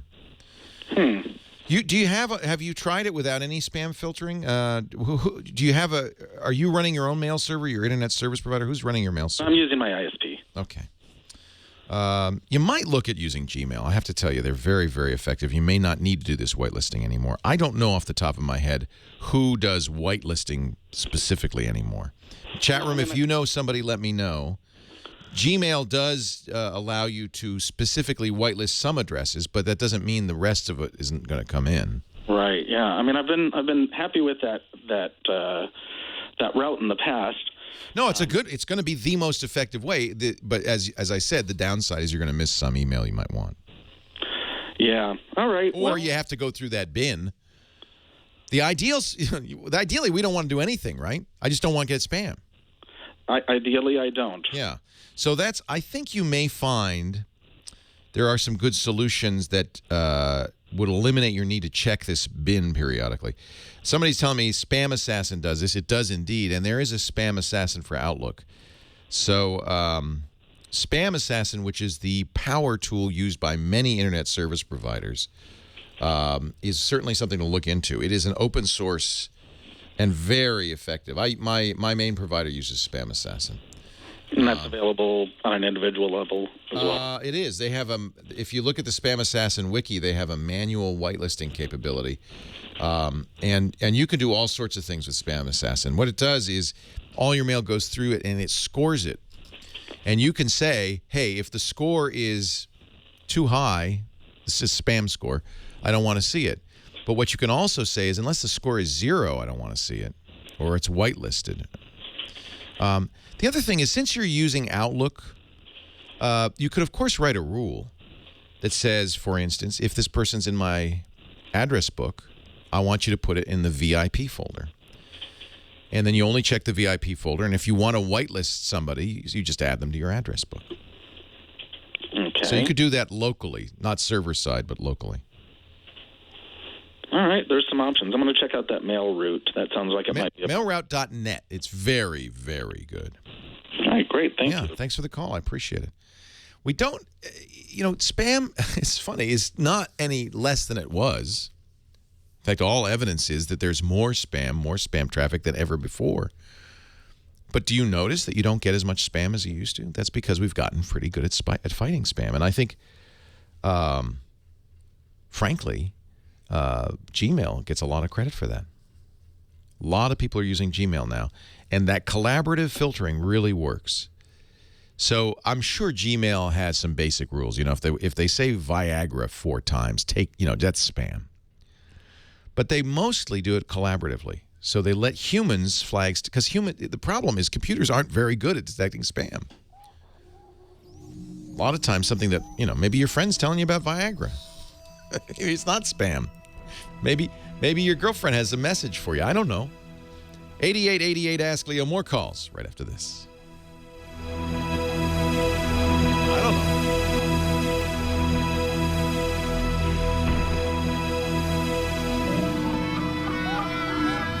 You're right, Gmail. You're right, Dr. Mom. There is a new form of spam I've been getting a lot of that Gmail is not yet catching, but that's the point, is that it will soon. And I get them too. It's a picture of a girl saying, let me see if I can find it for you. And I don't know, I don't know why it's not getting filtered out by any of my spam solutions. Huh? My fans? Oh.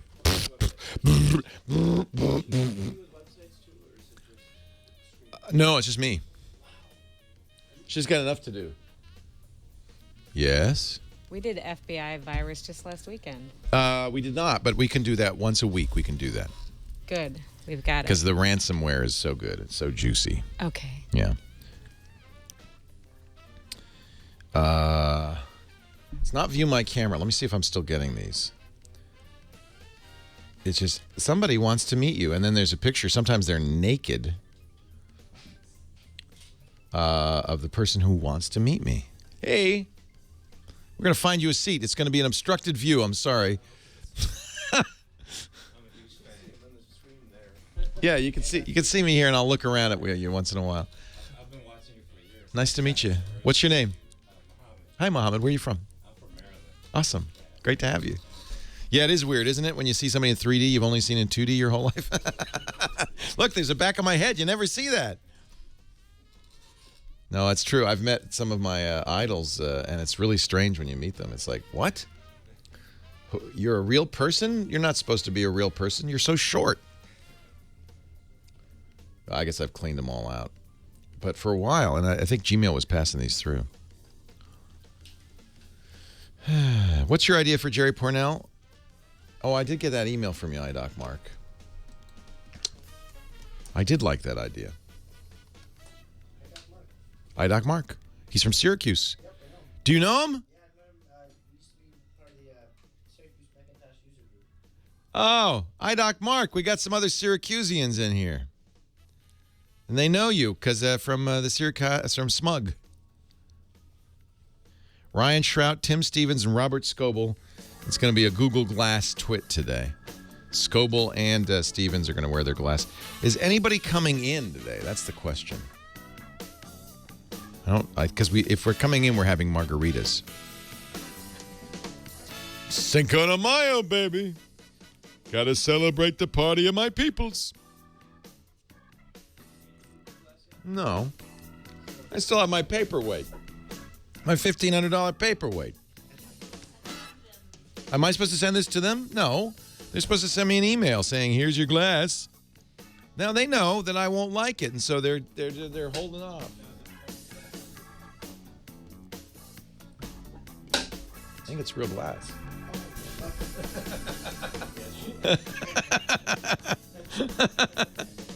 I don't know. Let's break it.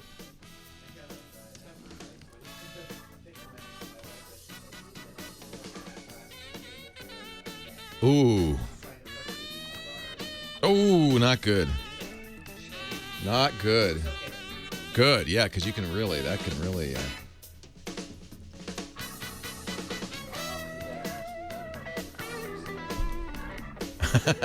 No.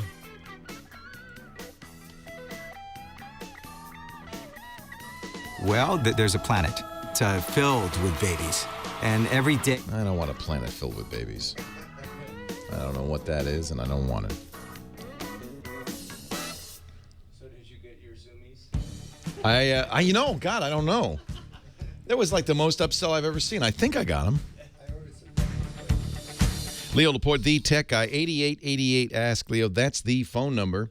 Randy's in Missoula, Montana, our next caller on the show. Hi, Randy. Leo Laporte here. Hi, Leo. Thanks for taking my call. Thanks for calling. Hey, I have a question. I have an old Windows phone, an HTC Touch Pro 2, that I run a simple invoicing program with that allows me to print through Bluetooth to a cordless Canon printer. None of the new technology phones will allow me to do that. And so it seems like we're going backwards in technology. Yeah. With the Windows phone, or with the iPhone, I run an iPhone 5 for my personal phone, and you can print to a AirPrint printer, but nobody makes a full AirPrint printer. Right. And the new Windows phone, I've called a couple of invoice program companies, and they say that there's no way to make a PDF on the new Windows phone. Oh, jeez Louise. So I could email them the file. They could turn it into a PDF back to me. But I want something that I can print immediately for the customer when I'm on the site doing the work. I want to type out an invoice on the phone and send it to the printer and print it out and give them a copy right there. Do you have any insight on that? So you carry this Canon printer around with you? I do, yeah. It's a very small printer. It's like an IP90, I think it is, with a battery on it. And you're saying that, so it's a Bluetooth printer, and you're saying that the new phones don't have that capability of printing to the Bluetooth? Well, what I'm being told by the companies, so the software that I use is only supported up to Windows 6.5 mobile. Oh, I see. So you're... The newer invoicing programs, every one of them that I check into, they all allow you to print it. I get it. So maybe what you want is a printer that you can email to instead of Bluetooth to. That might be an option if somebody makes a cordless one of those. I want it to be as simple as possible. Yeah. I've been searching the internet quite a bit, and everybody's got all these hacks that can work, and you can take a non-portable printer and get a power supply for it and do all this. Oh, that sounds horrible.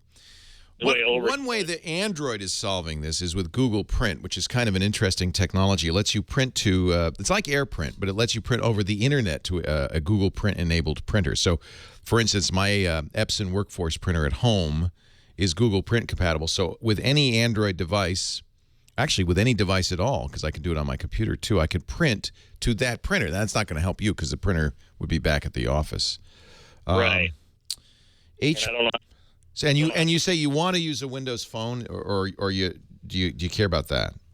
But I don't really care about that. There's two different programs that I've looked into, and one of them is, I think it's Invoice to Go, which is you can run on the Apple OS, but it doesn't allow you to print unless you do it on a networked printer.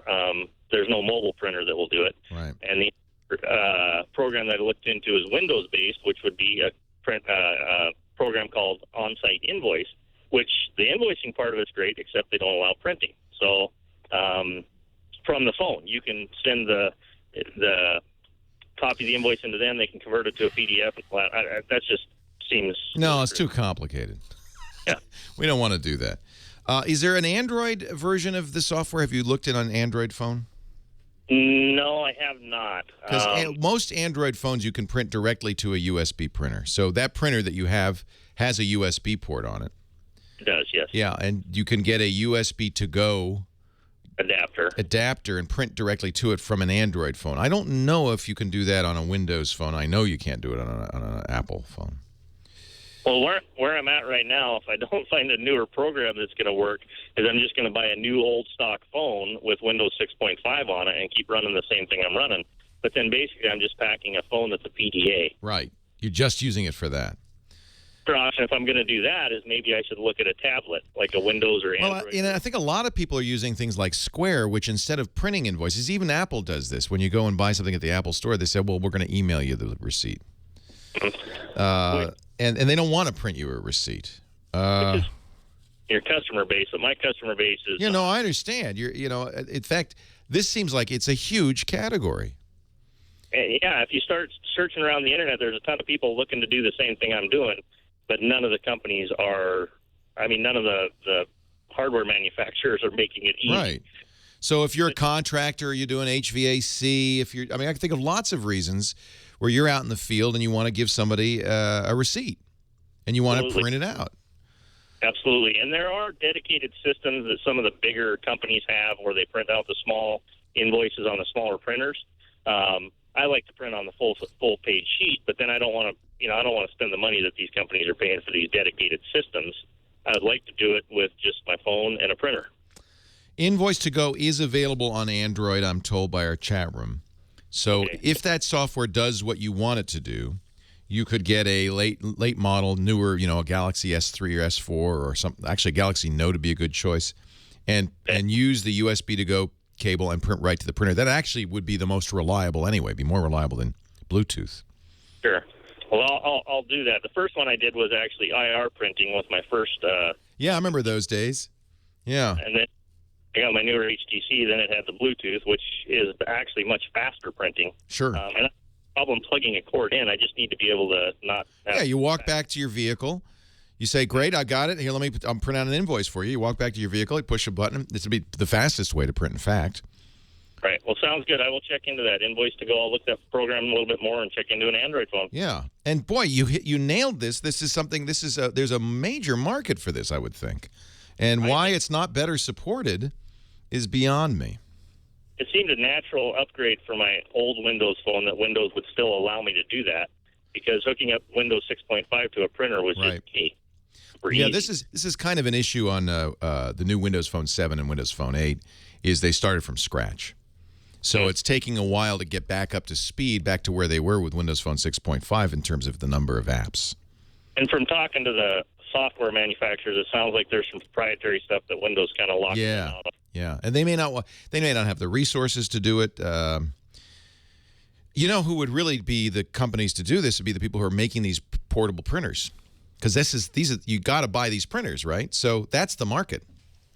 And I'm happy with the iPhone 5. If somebody would make a portable AirPrint printer, I think then it's just well, and that's a good question. But now the problem with that is you'd have to get it on Wi-Fi, so you'd have to do something with that. I guess you could have a little MiFi device, or somehow you'd have to be on the same Wi-Fi network to make that work.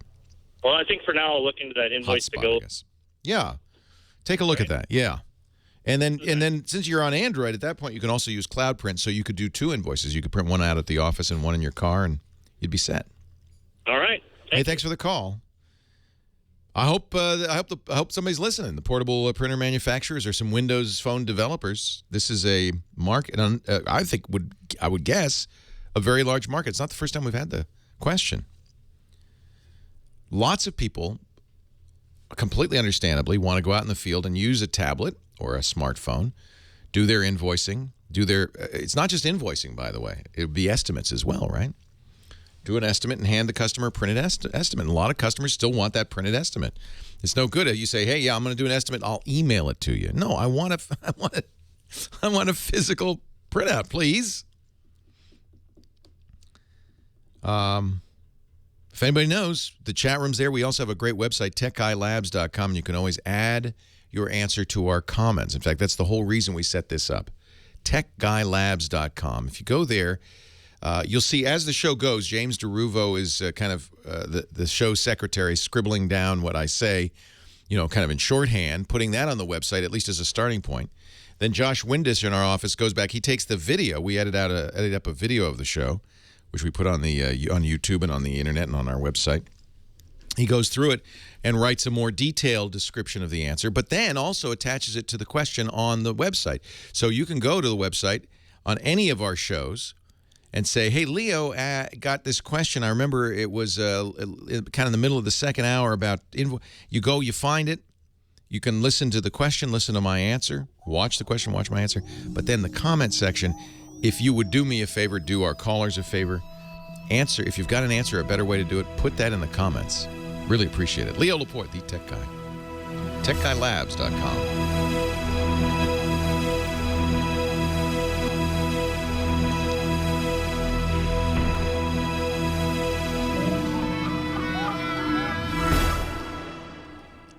Our Tech Guy Show brought to you by Gazelle. They picked the right time to advertise because, of course, Gazelle is a place you take your old smartphone or your old tablet when it's time to get the new smartphone, a new tablet. And in many cases, people often ask me and others like me, how can you afford to always have the new gadget? Well, my secret weapon is Gazelle.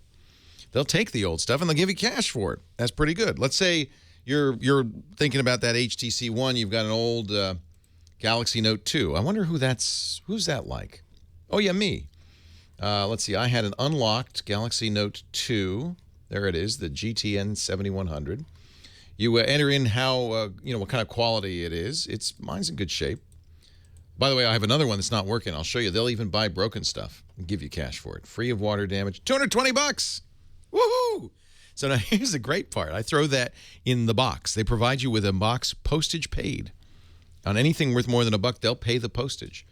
But as long as we're throwing stuff in the box, let's throw some. I wonder if they'll buy my Galaxy Note 2 that doesn't function anymore. That's also factory unlocked. Galaxy Note 2, it's broken. They probably won't buy that. Free of water damage, yeah, it just stopped working. They're not going to buy that, are they? Yeah. Oh, rats. How about my iPhone 4S? Got a few of those. AT&T. Get an offer for that. $215. Throw that in the box. Now, once you've filled up that box, and by the way, you have 30 days to do this. All these quotes are good for 30 days. You ship it off to Gazelle. They pay the postage. They'll wipe the data off of it. They'll check and make sure it's in the condition you said it was. And by the way, they can upgrade your price too. If they say, hey, this is in better condition than you said, they'll send you more money. I've heard it happen all the time. And when I say money, I mean a check, of course, but also instantly PayPal credit or, and this is my recommendation, if you use Amazon, get the Amazon gift card because they add 5% to the value of that. Kind of rebate the Amazon affiliate fee. You get paid fast.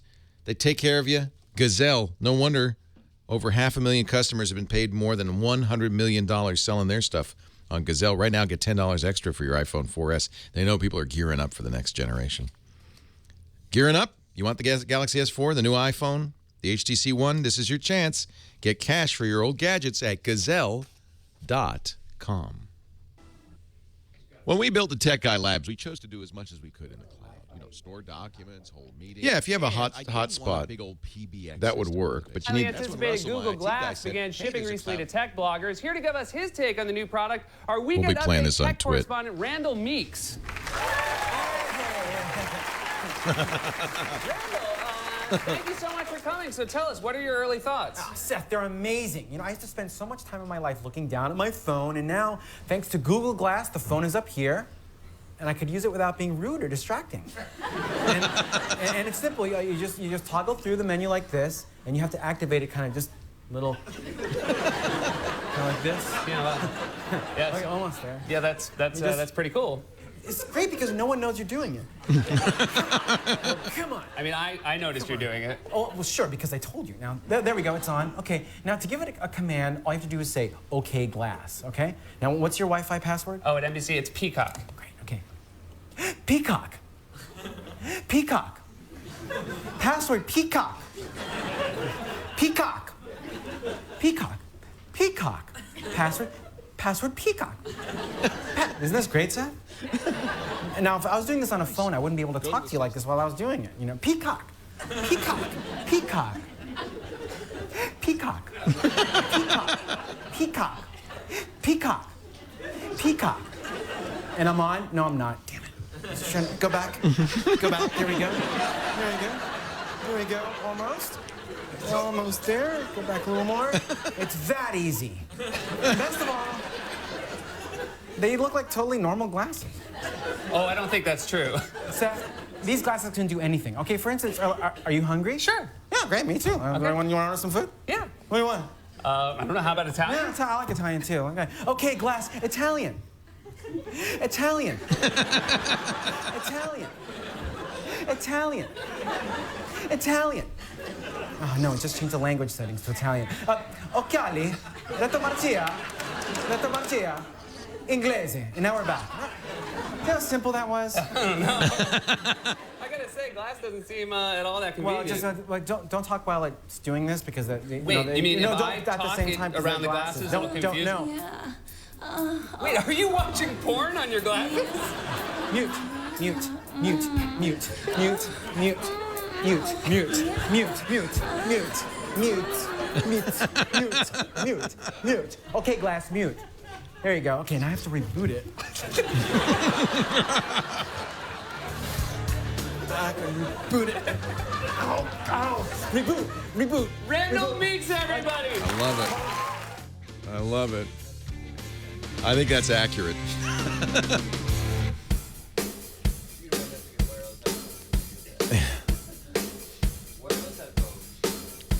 That's why I'm honestly not exactly sad that I haven't got Glass. It just makes me mad because everybody seems to be getting it. I have my reservation, but nobody seems to want to give me Glass. I want, it's $1,500. Well, yeah, except they know that I'm going to go, this is really stupid. And I'm not going to wear it in the shower. So there.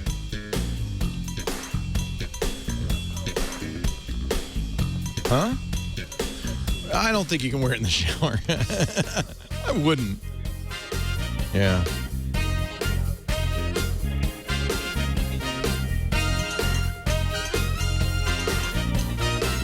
It is a developer prototype. So, and one of the things that should be pointed out, this is not intended for a consumer audience at this point at all. Leo Laporte, the Tech Guy, hour number 2 of the Tech Guy program. Taking your calls, talking high tech, 8888. Ask Leo. That's the number if you have a question, a comment, or suggestion. Say hello to Heather, and she'll put you on the air here. Starting with our next call, Garrett in Rochester. Hi, Garrett. Leo Laporte, the Tech Guy. Hey, Leo. Happy Cinco de Mayo. Happy Cinco de Mayo to you. Thank you. I'm calling because I run a little tiny website, and on there, I'm an IT guy. On my website, when I encounter a problem and I try to, Google it and try and find a solution, and there's nothing I can figure out, I have to end up troubleshooting this myself, figure the whole problem out. I like to document my solutions in hopes that maybe someday I'll help someone else out. What a great idea. I thought that was nice. Just a good idea. That's what makes the web what it is that everybody putting in a little bit of content. And thanks to Google, we can search anywhere within that content, and it's a massive reference library. Exactly. I only get a few hundred hits a day, but I know, I'm helping someone. Well, give us let's give you a plug. What's the name of the site? It is. I'm one of your chat room members. The website is newangel.net, NUANGEL.net. NUANGEL.net. And oh, that's you, New Angel, in the chat room. That's me. Oh, it's nice to meet you. Thank you, sir. My main question, though, comes down to occasionally, very rarely, I make videos for these, and I upload them to YouTube. But my question is, how do you go about managing multiple YouTube channels? For instance, if I want to have things to upload for this website, little articles I can help with. This is awesome, by the way. Thank you for doing this. Oh, absolutely. Yeah. Thank you. I mean, it's shows like yours that have inspired me for years, so trust me. Well, you're really giving back, and, you know, I think this is great, and it's very nicely done, I must say. Thank you. Yeah. It's just a WordPress theme. So. Yeah. But my main question boils down to, I do upload videos to YouTube, but I kind of was hoping to have two separate YouTube accounts, one for personal, you know, if I just want to upload a video of my friend shenanigans. Yeah, I have a personal account, and then we have a Twitter account, and now we even have, each show has its own YouTube account. Those are all separate accounts. And is that what it is? There's no good way to have one parent account and manage them all? Well, this was the debate we had internally. So for those who don't know, I have, besides this show, I have a podcast network with 25 other shows, all of which, including this show, are on YouTube. And for a long time, we just were all at youtube.com/twit. So we just dumped it all up there. And you do have channels. So you can have different channels on one account, and each channel can be separate. And by doing that, you know, you can separate them out. But what we found was the negative on that is we wanted people to subscribe to individual shows, and they couldn't. You can only subscribe to an entire channel. And so we thought, well, we might want to change this so that you can subscribe to other channels. So what we did is we created, you know, youtube.com/techguy, youtube.com/thisweekintet, and all the other shows. And that way you can, if you go to YouTube, I hope it's Tech Guy. Actually, I don't even know what our YouTube site is for this show. It's probably not Tech Guy. I would guess somebody else has Tech Guy, but let's just check off the top of my head. Oh, it is. Let's see. It's not. That's somebody else. That's another Tech Guy, lowercase Tech Guy. How about the Tech Guy? Nope, that doesn't work either. Well, I'm sure I have a site. Shows how in touch with this I am. I think for you, for what you're doing, it probably is sufficient to have one account and then just make channels on the account. Yeah, no, it's not it either. Tech Guy Labs, is that it? Maybe. Nobody knows. Only Josh knows. So if you make one account, yeah, it's the Tech Guy. There it is. If you make one account and then put different channels within that account, my personal channel, my help videos, that would work. It's just the people subscribing are going to get all the videos. Okay, so you can make actual, they're not sub-channels. Yeah, you can make sub-channels within, yeah, exactly. Oh, yeah. I did not know that. Yeah. Okay. Yeah. So that's what we used to do. We decided to break them out, and you might want to if, it just depends. It just depends on what your goals are and so forth. Having each show have its own channel has a certain something. Maybe you and Lamar can go into this in detail. That's good. Yeah, we do a new show called This Week in YouTube. We should really explain this. You'll note that on the Tech Guy, if you go to youtube.com/thetechguy, there is a featured channel link that links back to other channels.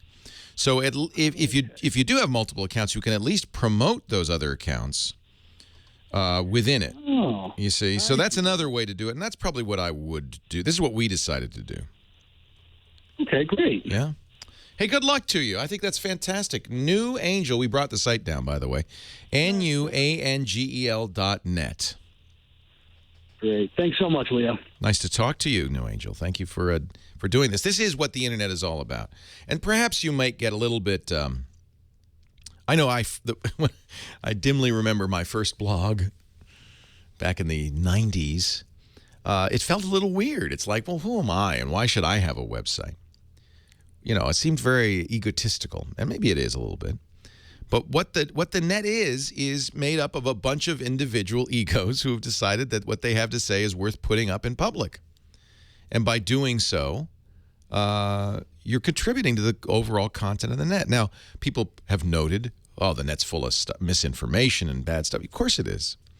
Of course it is. But Google has algorithms to try to surface the best stuff, and you have to learn as a user of the internet how to sift the wheat from the chaff. But I think that the beauty of this is the vast amount of information that's available. And one of the biggest categories is tech help, isn't it? Because of course the first people on the net we're all geeks. Daniel, Los Angeles, just buy a Mac. I'm sorry. Hi, Daniel. How are you? I'm good. You want me to tell you what to buy, huh? Would you just tell me already? I don't want to go shopping, nothing. I just want someone of your caliber to tell me where to go. Windows or Mac? Rephrase that, not where to go, but where to buy a computer. Yeah, I'll tell you where to go, buddy. I'll tell you where to do that. Yeah, you want a Windows or a Mac? I think I want a Windows. Okay. I would say get a Mac in general. They're more expensive, but they seem to have fewer problems. I like them a lot. I'm not crazy about Windows 8. However, if you're committed to getting a Windows machine, you're going to be getting a Windows 8 machine. Have you used Windows before? Not the Windows 8. Windows 8's very different. I highly recommend, if you get Windows 8, getting a touch screen. I did look at one of those at one of the stores. Okay. Lenovo makes some very good ones. I'll tell you, the Windows 8 I'm using right now, a laptop I love, a little pricey, but it's super thin and light, is the Acer S7 ACER. Acer what? S as in Sam 7. Okay. It's very lightweight, very beautiful. There are, in the Windows 8 category, there's a lot of variation because some of them are tablets that dock into a keyboard. Some of them are just more traditional. Right. I'll tell you the brands I like. Dell. Right. I like Lenovo. I like Acer. Those are all kind of $1,300 excellent Windows 8 laptops. Very, very nice. I talked to a friend of mine who listens to your show as well, and because he knows what I use it for, and he suggested, I get something with i5. That's right. Right here. i7 processor. i5 is sufficient unless you have higher end needs, because that's going to add $300. Okay. 8 gigs of RAM. Yeah. Whatever that is. Yeah. And then 1 terabyte. Yep. That's all accurate. All of that would be good to get. Leo Laporte, the tech guy.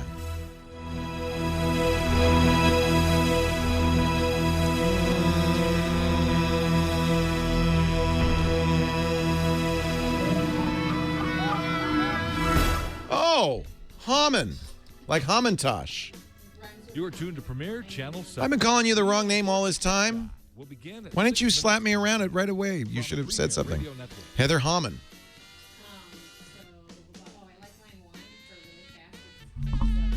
I love that. Just tell me what to buy. I love that one. That was good.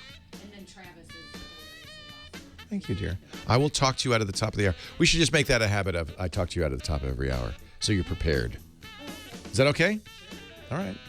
Thanks. Haman. This is Premier Channel 7. Leo Laporte, Haman. Tech Guy. We'll begin at 6 minutes past the hour from Premier Radio Networks.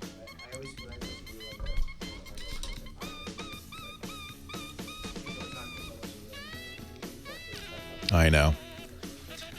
Well, you got to do it judiciously. I don't want people to go, he's so mean. That Leo is a mean person.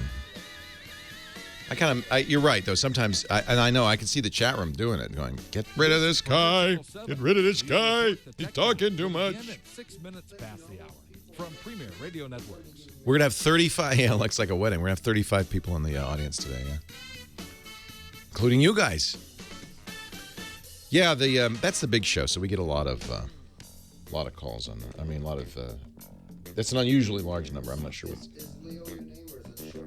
Yeah, it's Leo. Actually, it's Leo. You're tuned to with Premier an Channel accent 7. aigu on the E. Leo but, Laporte, the tech guy. I don't will use that on begin the radio. At 6 minutes past the hour. Too confusing. From Premier Radio Networks. Yeah, no. Yeah, no. Just Leo. Is my dad's name, my grandfather's name. I think I think I'm like the 6th or 7th in the line. Because it's a very old French-Canadian name. So I was saddled with it at a young age. Just make this stuff up. You're tuned to Premier Channel 7. Just make this stuff up. You know, I've been doing it so long. 6 minutes past the hour from Premier Radio Network. Huh? Yeah, exactly. I've heard every question 100 times.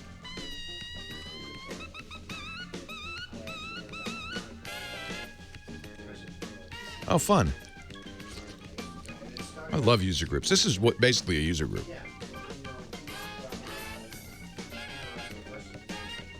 This is Premier Channel 7. Leo Laporte, the tech guy, will begin at 6 minutes past the hour. From Premier Radio. Yeah, that's how it works in user groups. You volunteer, you're done. Oh, that's good. I like that. John has made camera 1 be the background behind Heather. So even if I'm shooting Heather, you still see me. That's clever. He's clever. He's a smart person. John's always messing with me. Trying to improve things. This is Premier Channel 7. Leo Inch Laporte, by the tech inch. guy, will begin at 6 minutes Speaking past of the hour. improving From things, Premier Radio yes, I Network. do have all the snake goods. I am completed on these snakes. I can't wait till the snakes go away. This is the Simpsons, tapped out. It's mindless addiction. Just what I'm looking for in my life. They closed We Rule. You're tuned to Thank Premier Channel God. 7. Leo Laporte, the tech guy, will begin at 6 minutes past the hour. The Circle. From Premier Radio Network. Oh, yeah. They closed that one too, Godfinger. Yeah. I like that one. I know. You can't stop. I know. It ruins your life. Kevin, I'll drop some eggs your way. Lisa's got to the point, because it's such a pain to drop eggs. So Lisa's got to the point where she'll say, give me your phone. I'm going to give myself some eggs. Because I have 562 left, so You're tuned to Premier Channel I should 7. give you some eggs. Leo Laporte, And it's the running. tech It guy, ends it on begin at May 6 8th, minutes which means past a the couple hour. more days. From Premier Radio Network.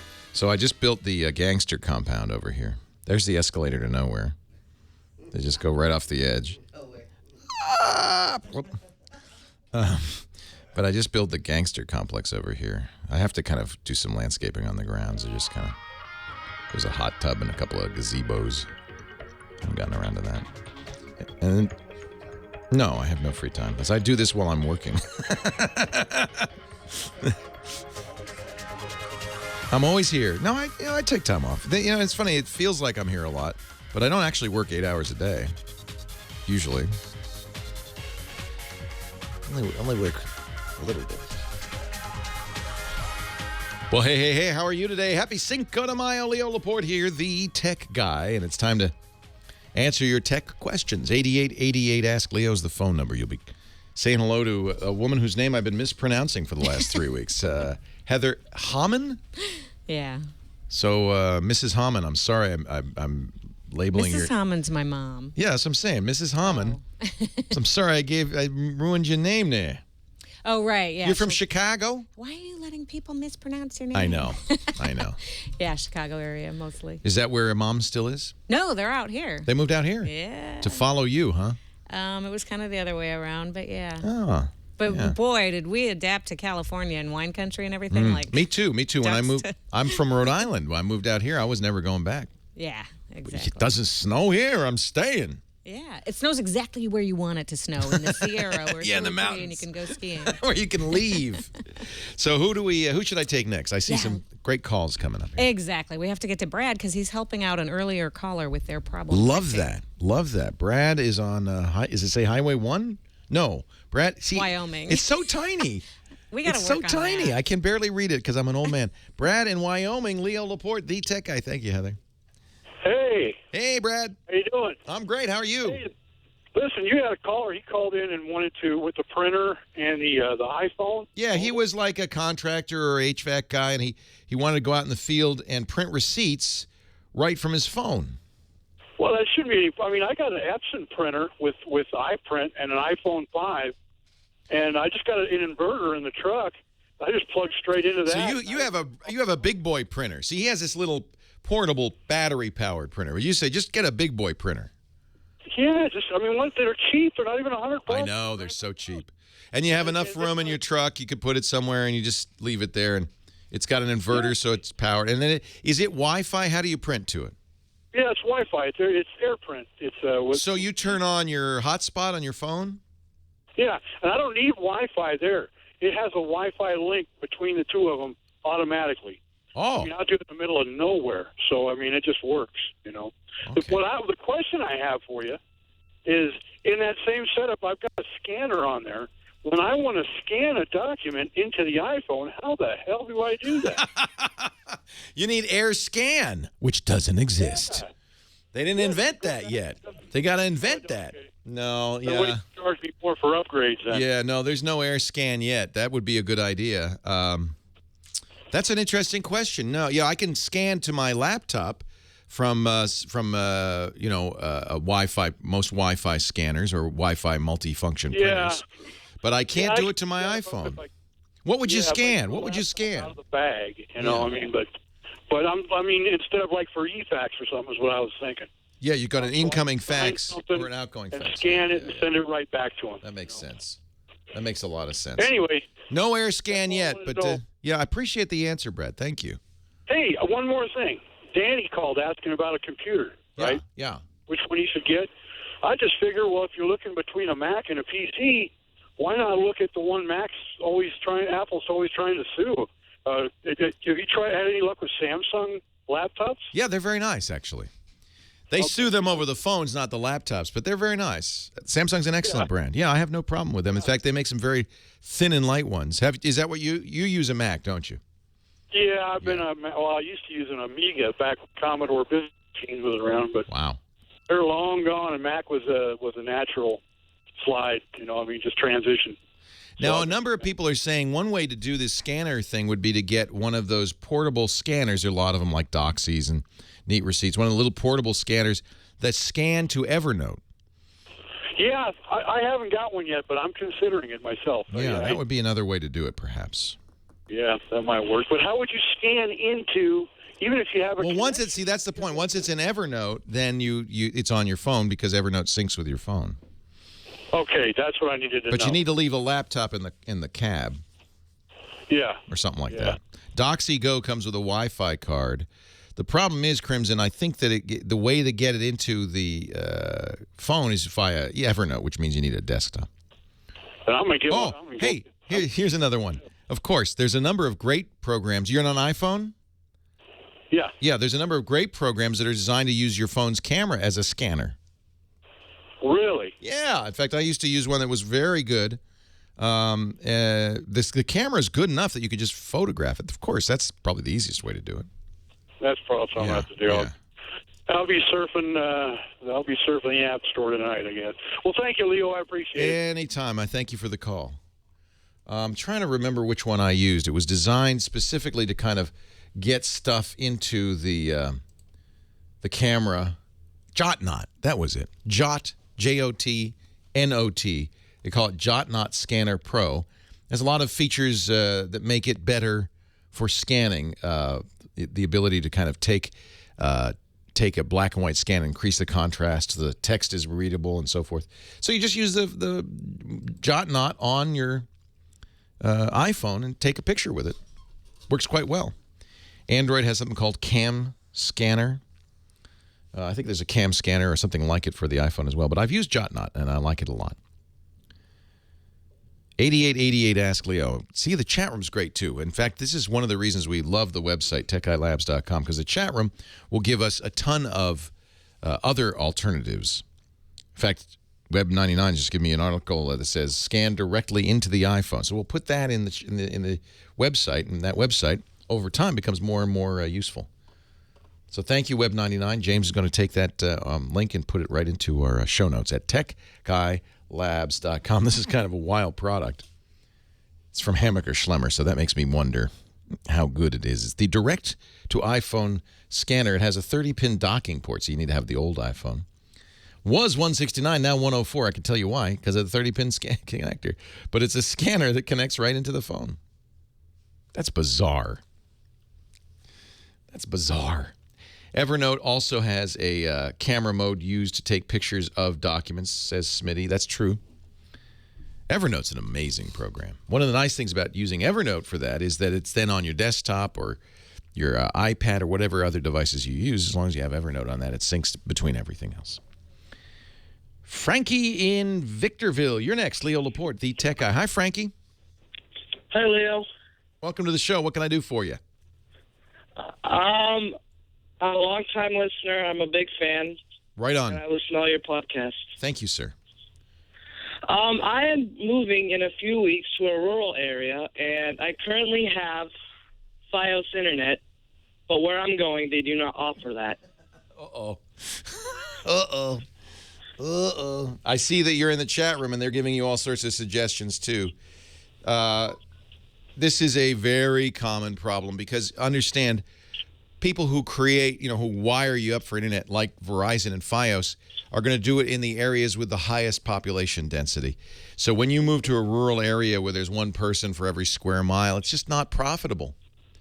It costs them so much to get that wire out to you, and it's one person using it. They can't charge you enough to make it worthwhile. So if you have phone service, but unfortunately phone internet, DSL we call it, doesn't work well if you're more than 2 kilometers outside of the central office. That's about a mile and a half, something like that. Then it doesn't work well either. Cable company may not have wired you up for cable. So now all of the normal alternatives are shot. So there's a couple of different choices in rural areas that are wireless. One is satellite. Satellite's not bad. The more modern stuff like Exceed is pretty good. But it has one significant flaw, the latency. So because you're sending a signal up to a satellite and back down, there can be a considerable amount of delay. You've seen it when CNN is making a satellite phone call. The anchor will stop talking, and 3 seconds later, the reporter starts talking. That's fine if you're just downloading email or web pages, but if you're playing a video game or Skype, the latency will kill you. Some areas have wireless internet service providers, or WISPs. I know the chat room's talking about that as well. Those would be your 2 choices, I'm afraid. Leo Laporte, the tech guy.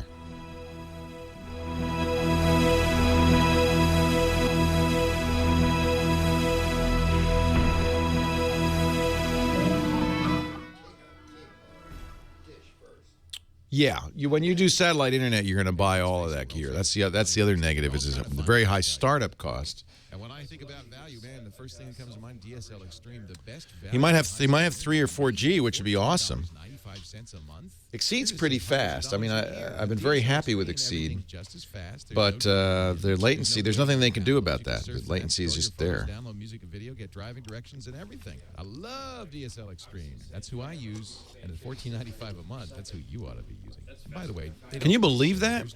But I'm in San Francisco, right?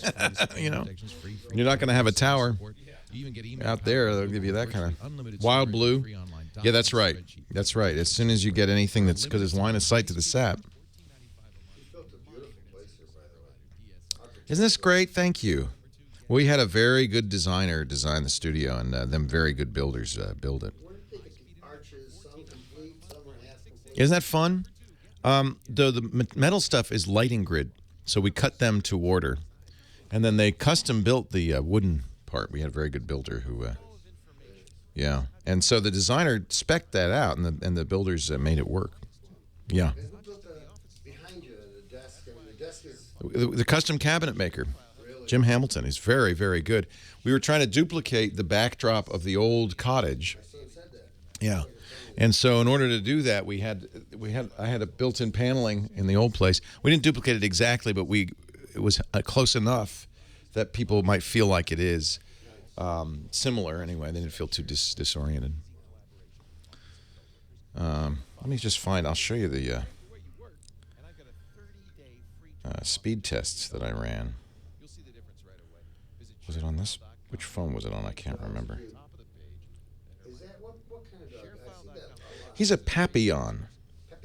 Yeah, it means butterfly in French, and if you look at his ears, you'll know why they call him butterfly. He's got big ears. Let me see here. We were on Rodeo Drive, and there was 2 brown chocolate papillons. Oh, I love them.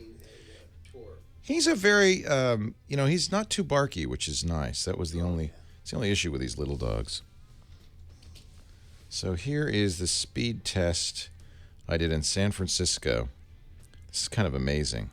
Download was 56.745 kilobits, 56.765 megabits. Upload was 7.7 megabits. Ping was 46 milliseconds. That's on AT&T LTE in San Francisco. Can you believe that? Shall I do it? Let's do it. It's going to be faster than our Wi-Fi. But let me...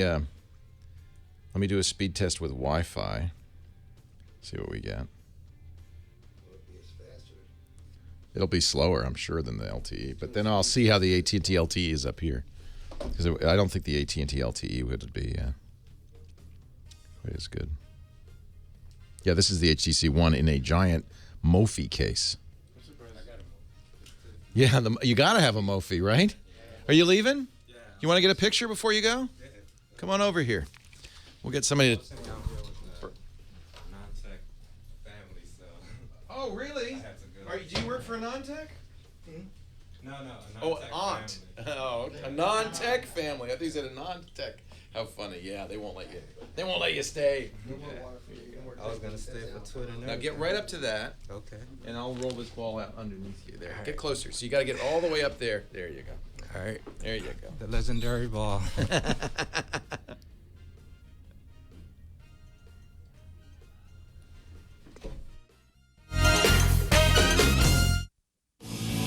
Leo Laporte, the tech guy. 8888 Ask Leo. That's the phone number. Hour number 3 of the Tech Guy Show.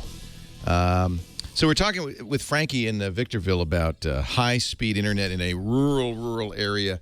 The basically two choices, as I mentioned, are satellite, or if you're lucky enough to have WISP. The best speed on satellite I've seen, it's not cheap, is a company called Exceed, E-X-E-D-E.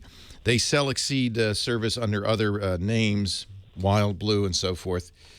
You got to get a dish, so it's upfront cost is fairly high. And again, latency is going to kill you. You get decent speeds, downloads and upload. Upload's not as good, but download's decent. But what you don't get is good gaming or Skype and that kind of thing, because the Wi-Fi, the latency will just kill you. All right. I thank you for the call. I appreciate it. Let's go to Patrick in Pomona, California. Hi, Patrick. Leo Laporte, the tech guy. Hello. Hey. Help. All right. Pick up the phone so I can hear you a little bit better, because the speakerphone's not too good. That took you off speakerphone. Oh, sorry. good. Thank you. No problem. Got the FBI virus. Oh, I'm so sorry. And even downloading a couple of the cures I see on the net are proving to be quite a pain. Yeah, I don't blame you. So this is ransomware is what they call this. And the reason we call it the FBI version of the ransomware is you actually have a big FBI logo on it. Although if it happens to you in other countries, you'll see Interpol or other international police organizations. It's obviously not from any of those, because what they say with the FBI virus is, well, you've been busted doing something illegal, child pornography or piracy, and the only way to get off this is not to go to jail, not to go to court, not to get arrested, to send us coupons, money pack coupons from your local 7-Eleven. No, I don't think the FBI works this way. I don't think the Interpol works this way. Why can't they just follow the money and arrest them? That's why they use money. That's why they use Money Pack, because it's completely anonymous. And they're probably almost certainly in Eastern Europe or Russia, and they're just outside the arm of the law, unfortunately. And what's sad about this is I think it scares people when they see this. I think people, and this is what the hackers want. They want you to go, oh my goodness, I'm in deep trouble. Quick, let's pay this fine. They want you to act without thinking, because the more that the quicker that you act, the less you'll think about it. By the way, somebody, Big Ginger in the chat room, is saying, yes, they did catch some of these guys in Spain. Oh, yeah? Yeah, but this doesn't stop it, because this was just one group of many using it. This virus gets around. And so anytime you have a virus, we do one of these per episode. You're the lucky one. Anytime you get a virus, as you'll see, if you search for Money Pack virus or FBI virus, you'll see a bunch of sites that claim we can remove this stuff. There's even one called FBIvirus.net. Okay, warning number 1. Who knows if this is actually removal? If I were a bad guy and I really wanted to infect people, I'd put a website up that said, hey, we'll remove any virus free. Download and run our software. What a great way to get a virus on people's computers. So let's learn a lesson. The bad guys need you to run software on your system to infect your system. So there's always a risk. When you download software and you do a Google search for a virus killer and you download it, there's always the risk that you're not, in fact, fixing anything but making it worse. There are programs, you probably found Malwarebytes, malwarebytes.org. Now, this is legitimate. This is real. A lot of people recommend this. It purports to be able to remove all kinds of malware from your system. Here's the problem. Malware authors aren't stupid. They're just as smart as the Malwarebytes guys. The first thing they do now when they install on your system is they attach themselves to system files. And they do it in such a way that removing the malware will kill your system. You're worse than ever.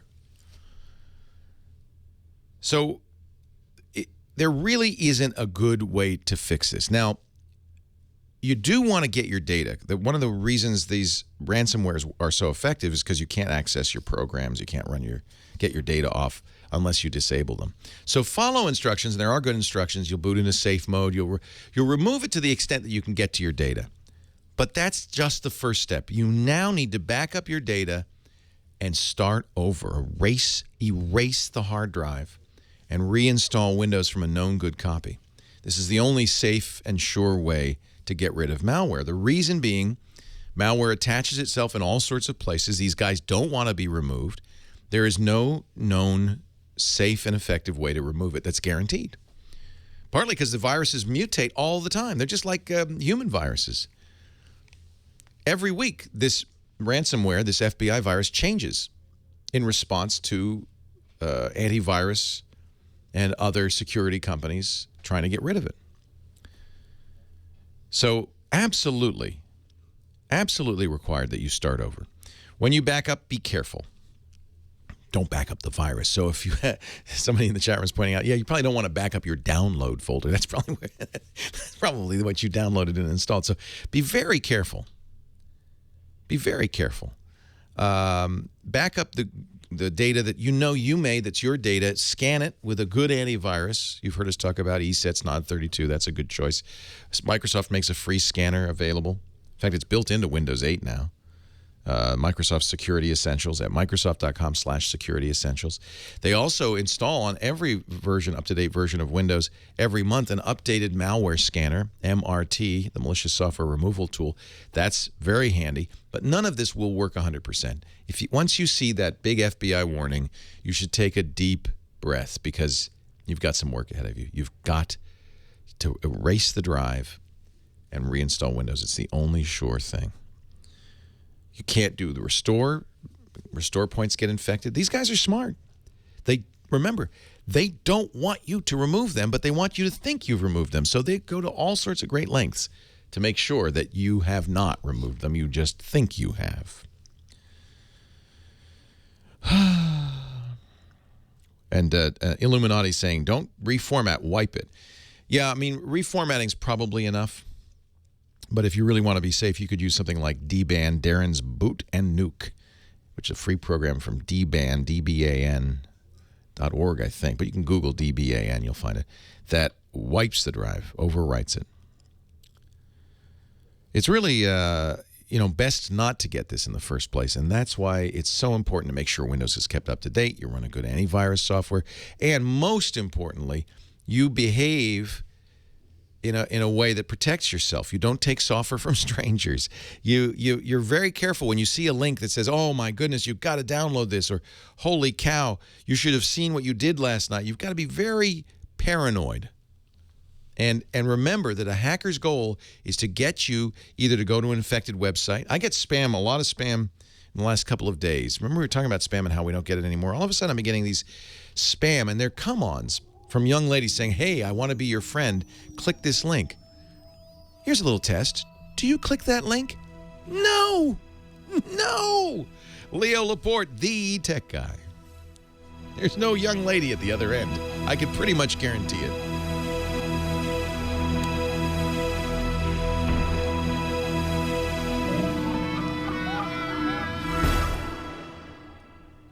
Pretty much guarantee it. Are you guys taking off, or are you just going to move out there? Travis in Los Angeles.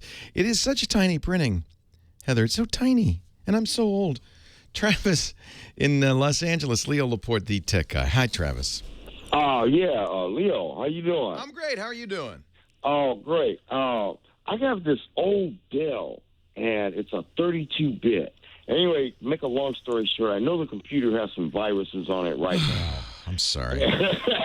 But I also know it's an old XP system, and I also know that supposedly Microsoft is going to stop supporting it next year. Yeah, next year, next May. Right.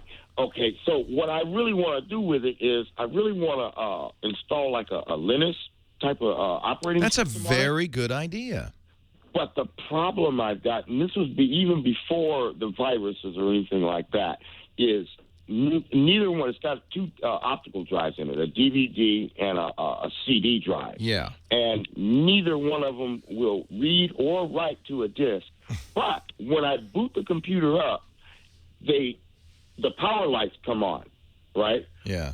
But now, so I opened up the case, and there's a lot of dust in it. Yeah. I mean, a lot of dust. You're the first person in there since the computer was sold, I think. Probably. Yeah. Well, I bought it off a guy used. Okay. But anyway, I was just wondering, those air dusters, would it really... would it might help to blow the thing out? It might. It's probable that those optical drives are shot. There's a lot of they are IDE drives. Yeah. So, well, here's what I would do. It wouldn't hurt to do this.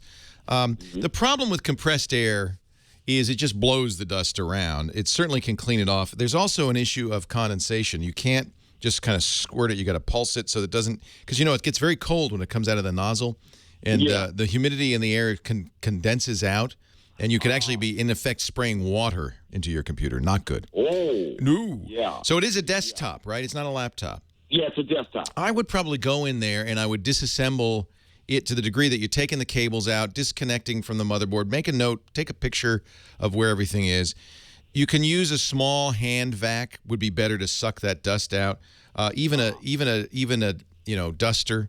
We want to be careful of static electricity. Mm-hmm. But you can use compressed air, but just use it judiciously and pulse it. Mm-hmm.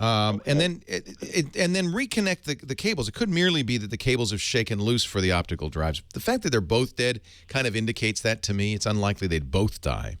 Yeah, well, I kind of thought that too. That seemed kind of strange that they're both dead. I was also wondering if maybe the cable itself is bad. Could be, although less likely, but also possible. Yeah. And they're cheap to get IDE cables if you can find them.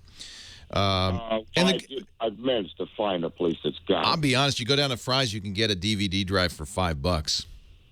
Oh, yeah? Yeah, they're very cheap.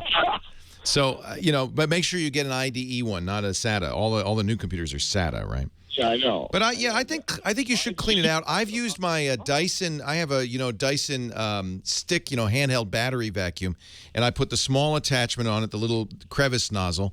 That works pretty well, just to draw it out. Be careful not to knock stuff loose. Yeah. But that's why you're going to disassemble it so you can get all of that crud out of there. Yeah. I think it's a great idea but you want to suck, not blow. Blowing it just blows the stuff around. Yeah. Yeah. Okay. All right. Hey, good luck. I think putting Linux on it is a very good idea. You go to Ubuntu.com. The other thing is, if you can boot this thing via a USB drive, you don't even need the optical drives. You can. Problem. I have not been able to boot it from the USB. Okay. I've looked everywhere in there. It's probably a firmware issue. It's probably just too old to do that. Yeah. Yeah. Okay. Yeah. Okay. So that's most of the Linuxes can be installed either from a USB key or a optical disk. Doing that, it's going to bring that machine back to life, if you ask me. Yeah, well, that's what I was hoping. Yeah, and it's good. It's going to be robust. It'll be secure. Yeah, it's a good choice. Yeah, I wanted to also tell you this, Leo. I'm calling you on Skype. Sounds great. But believe it or not, I'm actually using an iPhone and my Wi-Fi. Wow. Yeah. It sounds very good, Travis. It's probably better than half the phone calls we've been getting. My iPhone, and I've already got it on my computer. And when I signed in with my username and password, boom, there was my screen of my contact list. Isn't that nice? Yeah, I use Skype on my iPhone and my Android phones. It works great. I even paid a little extra to get a Skype phone number, so I can use my my iPad Mini, for instance, as a telephone. Yeah, that's great. I'll tell you, to be honest with you, using the iPhone works better than my computer. I know. Well, that computer particularly. Travis, good luck. Hey, it's great talking to you. I really appreciate it. 8888, Ask Leo. That's the phone number. Next, Joe in Kansas City. Joe, do you have Google Internet?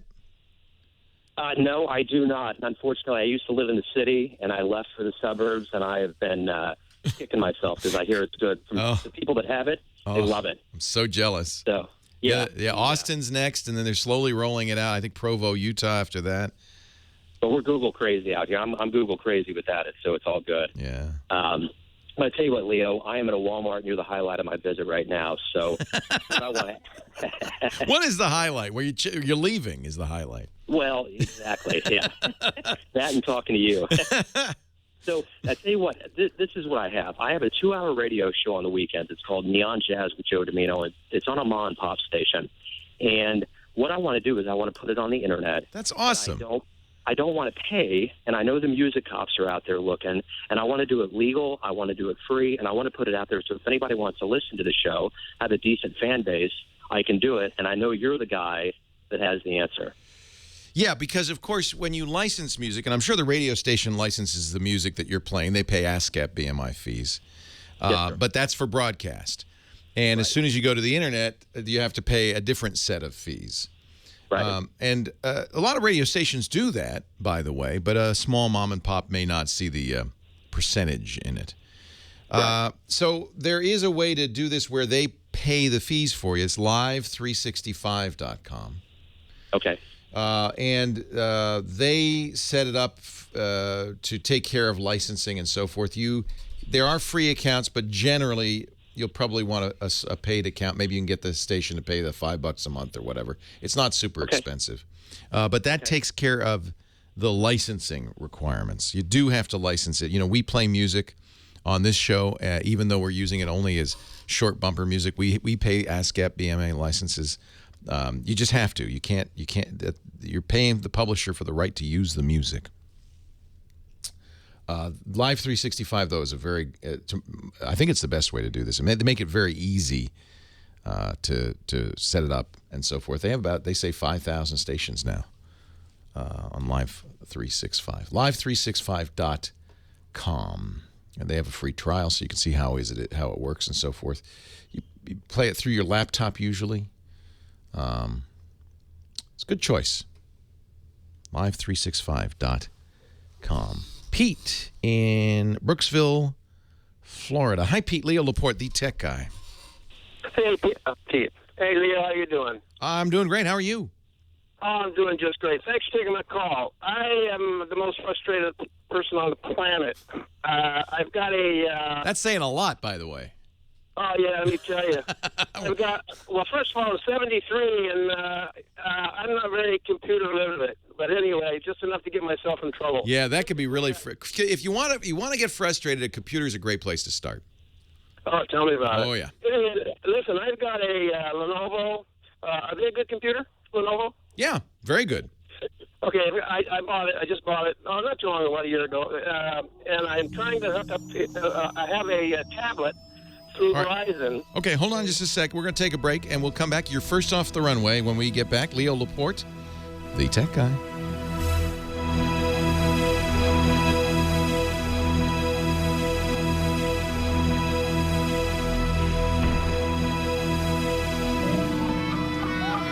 Leo Laporte, the tech guy. Last segment of the Cinco de Mayo edition of the Tech Guy Show. We've been talking to Pete in Brooksville, Florida. Yeah, Leo, I'm back. Okay, so tell me what can I do for you? Okay, here's what's going on, and I hope you can help me because nobody else has been able to. Anyway, I've got a cut to the chase. I'm with Verizon, been with them for a long, long time, and they talked me into a Samsung Galaxy tablet. And the only reason I use it, I'm in a rural area, and I use it to connect my computer to the hotspot. That's all I use it for, the hotspot. When I first bought it, it worked great. After about 2 months, it started dropping me. It started dropping me. I don't know why they sold you a tablet, because really you could have bought one of those little MiFi cards and used that instead. Well, I'll tell you why. Because I had a MiFi 2200. Yeah. It worked great. Yeah. As a matter of fact, we have a motorhome. I take that. We go off. Yeah, it's a great solution. It's just a little, it's like the size of a credit card. It picks up the 3G or 4G network and makes it a Wi-Fi hotspot for up to 5 devices. Exactly. I have one, and it works fine. But the problem is they charge me $50 a month. And the guy said, if you want a tablet, they got them on sale for $200, and we'll only charge you $30 a month. Oh, well, that's a good reason to do it. I thought so, too, so I did it. I got my Verizon rep in here.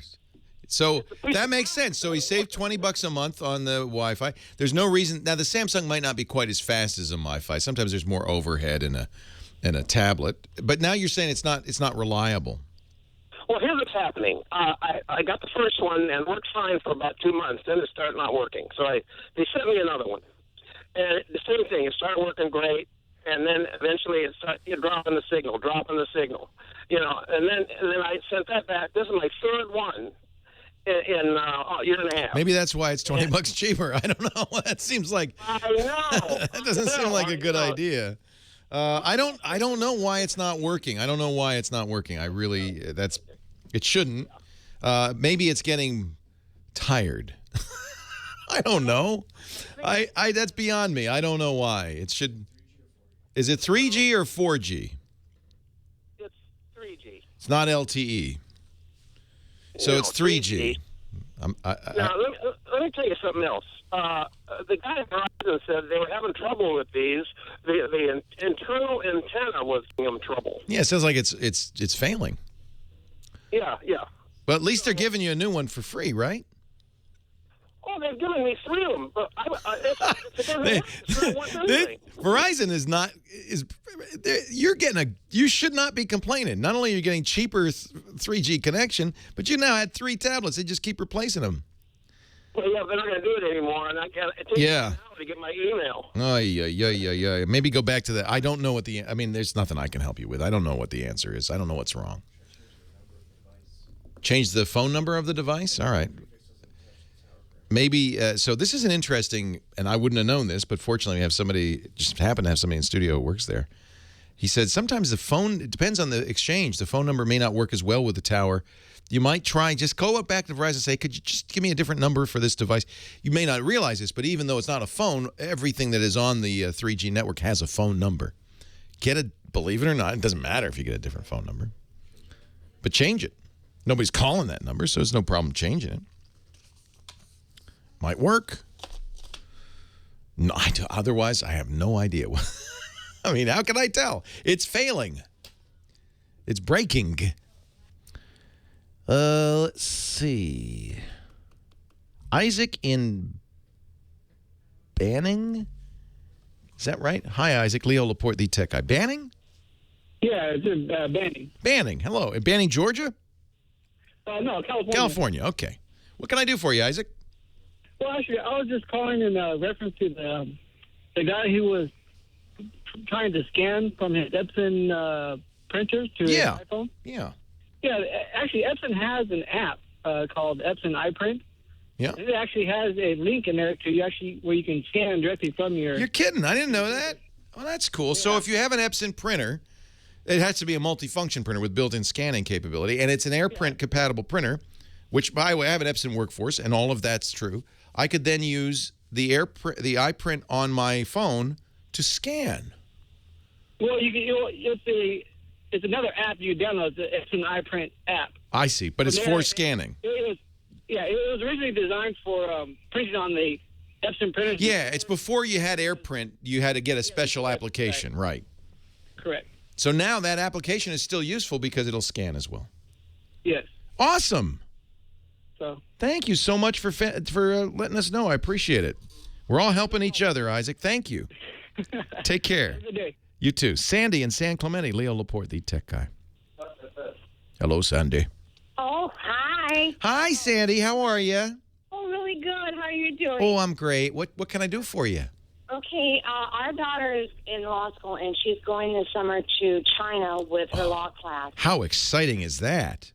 It is, and for me, it's a little apprehensive. You know what I did? My daughter was in high school, and she went to France for a year. I remember that. You know what I did? I set her up with Skype. Yeah, she doesn't want to take her computer because she's had other students say that they've had their computer stolen. Yeah. And she has her whole life on it, so she's Yeah. not taking. Okay. She taking a smartphone? She has a smartphone, but I called Verizon. Verizon told me, you really need to leave that on plane mode and don't use it at all because it's so expensive to use it. Here's when she can use it. Wi-Fi.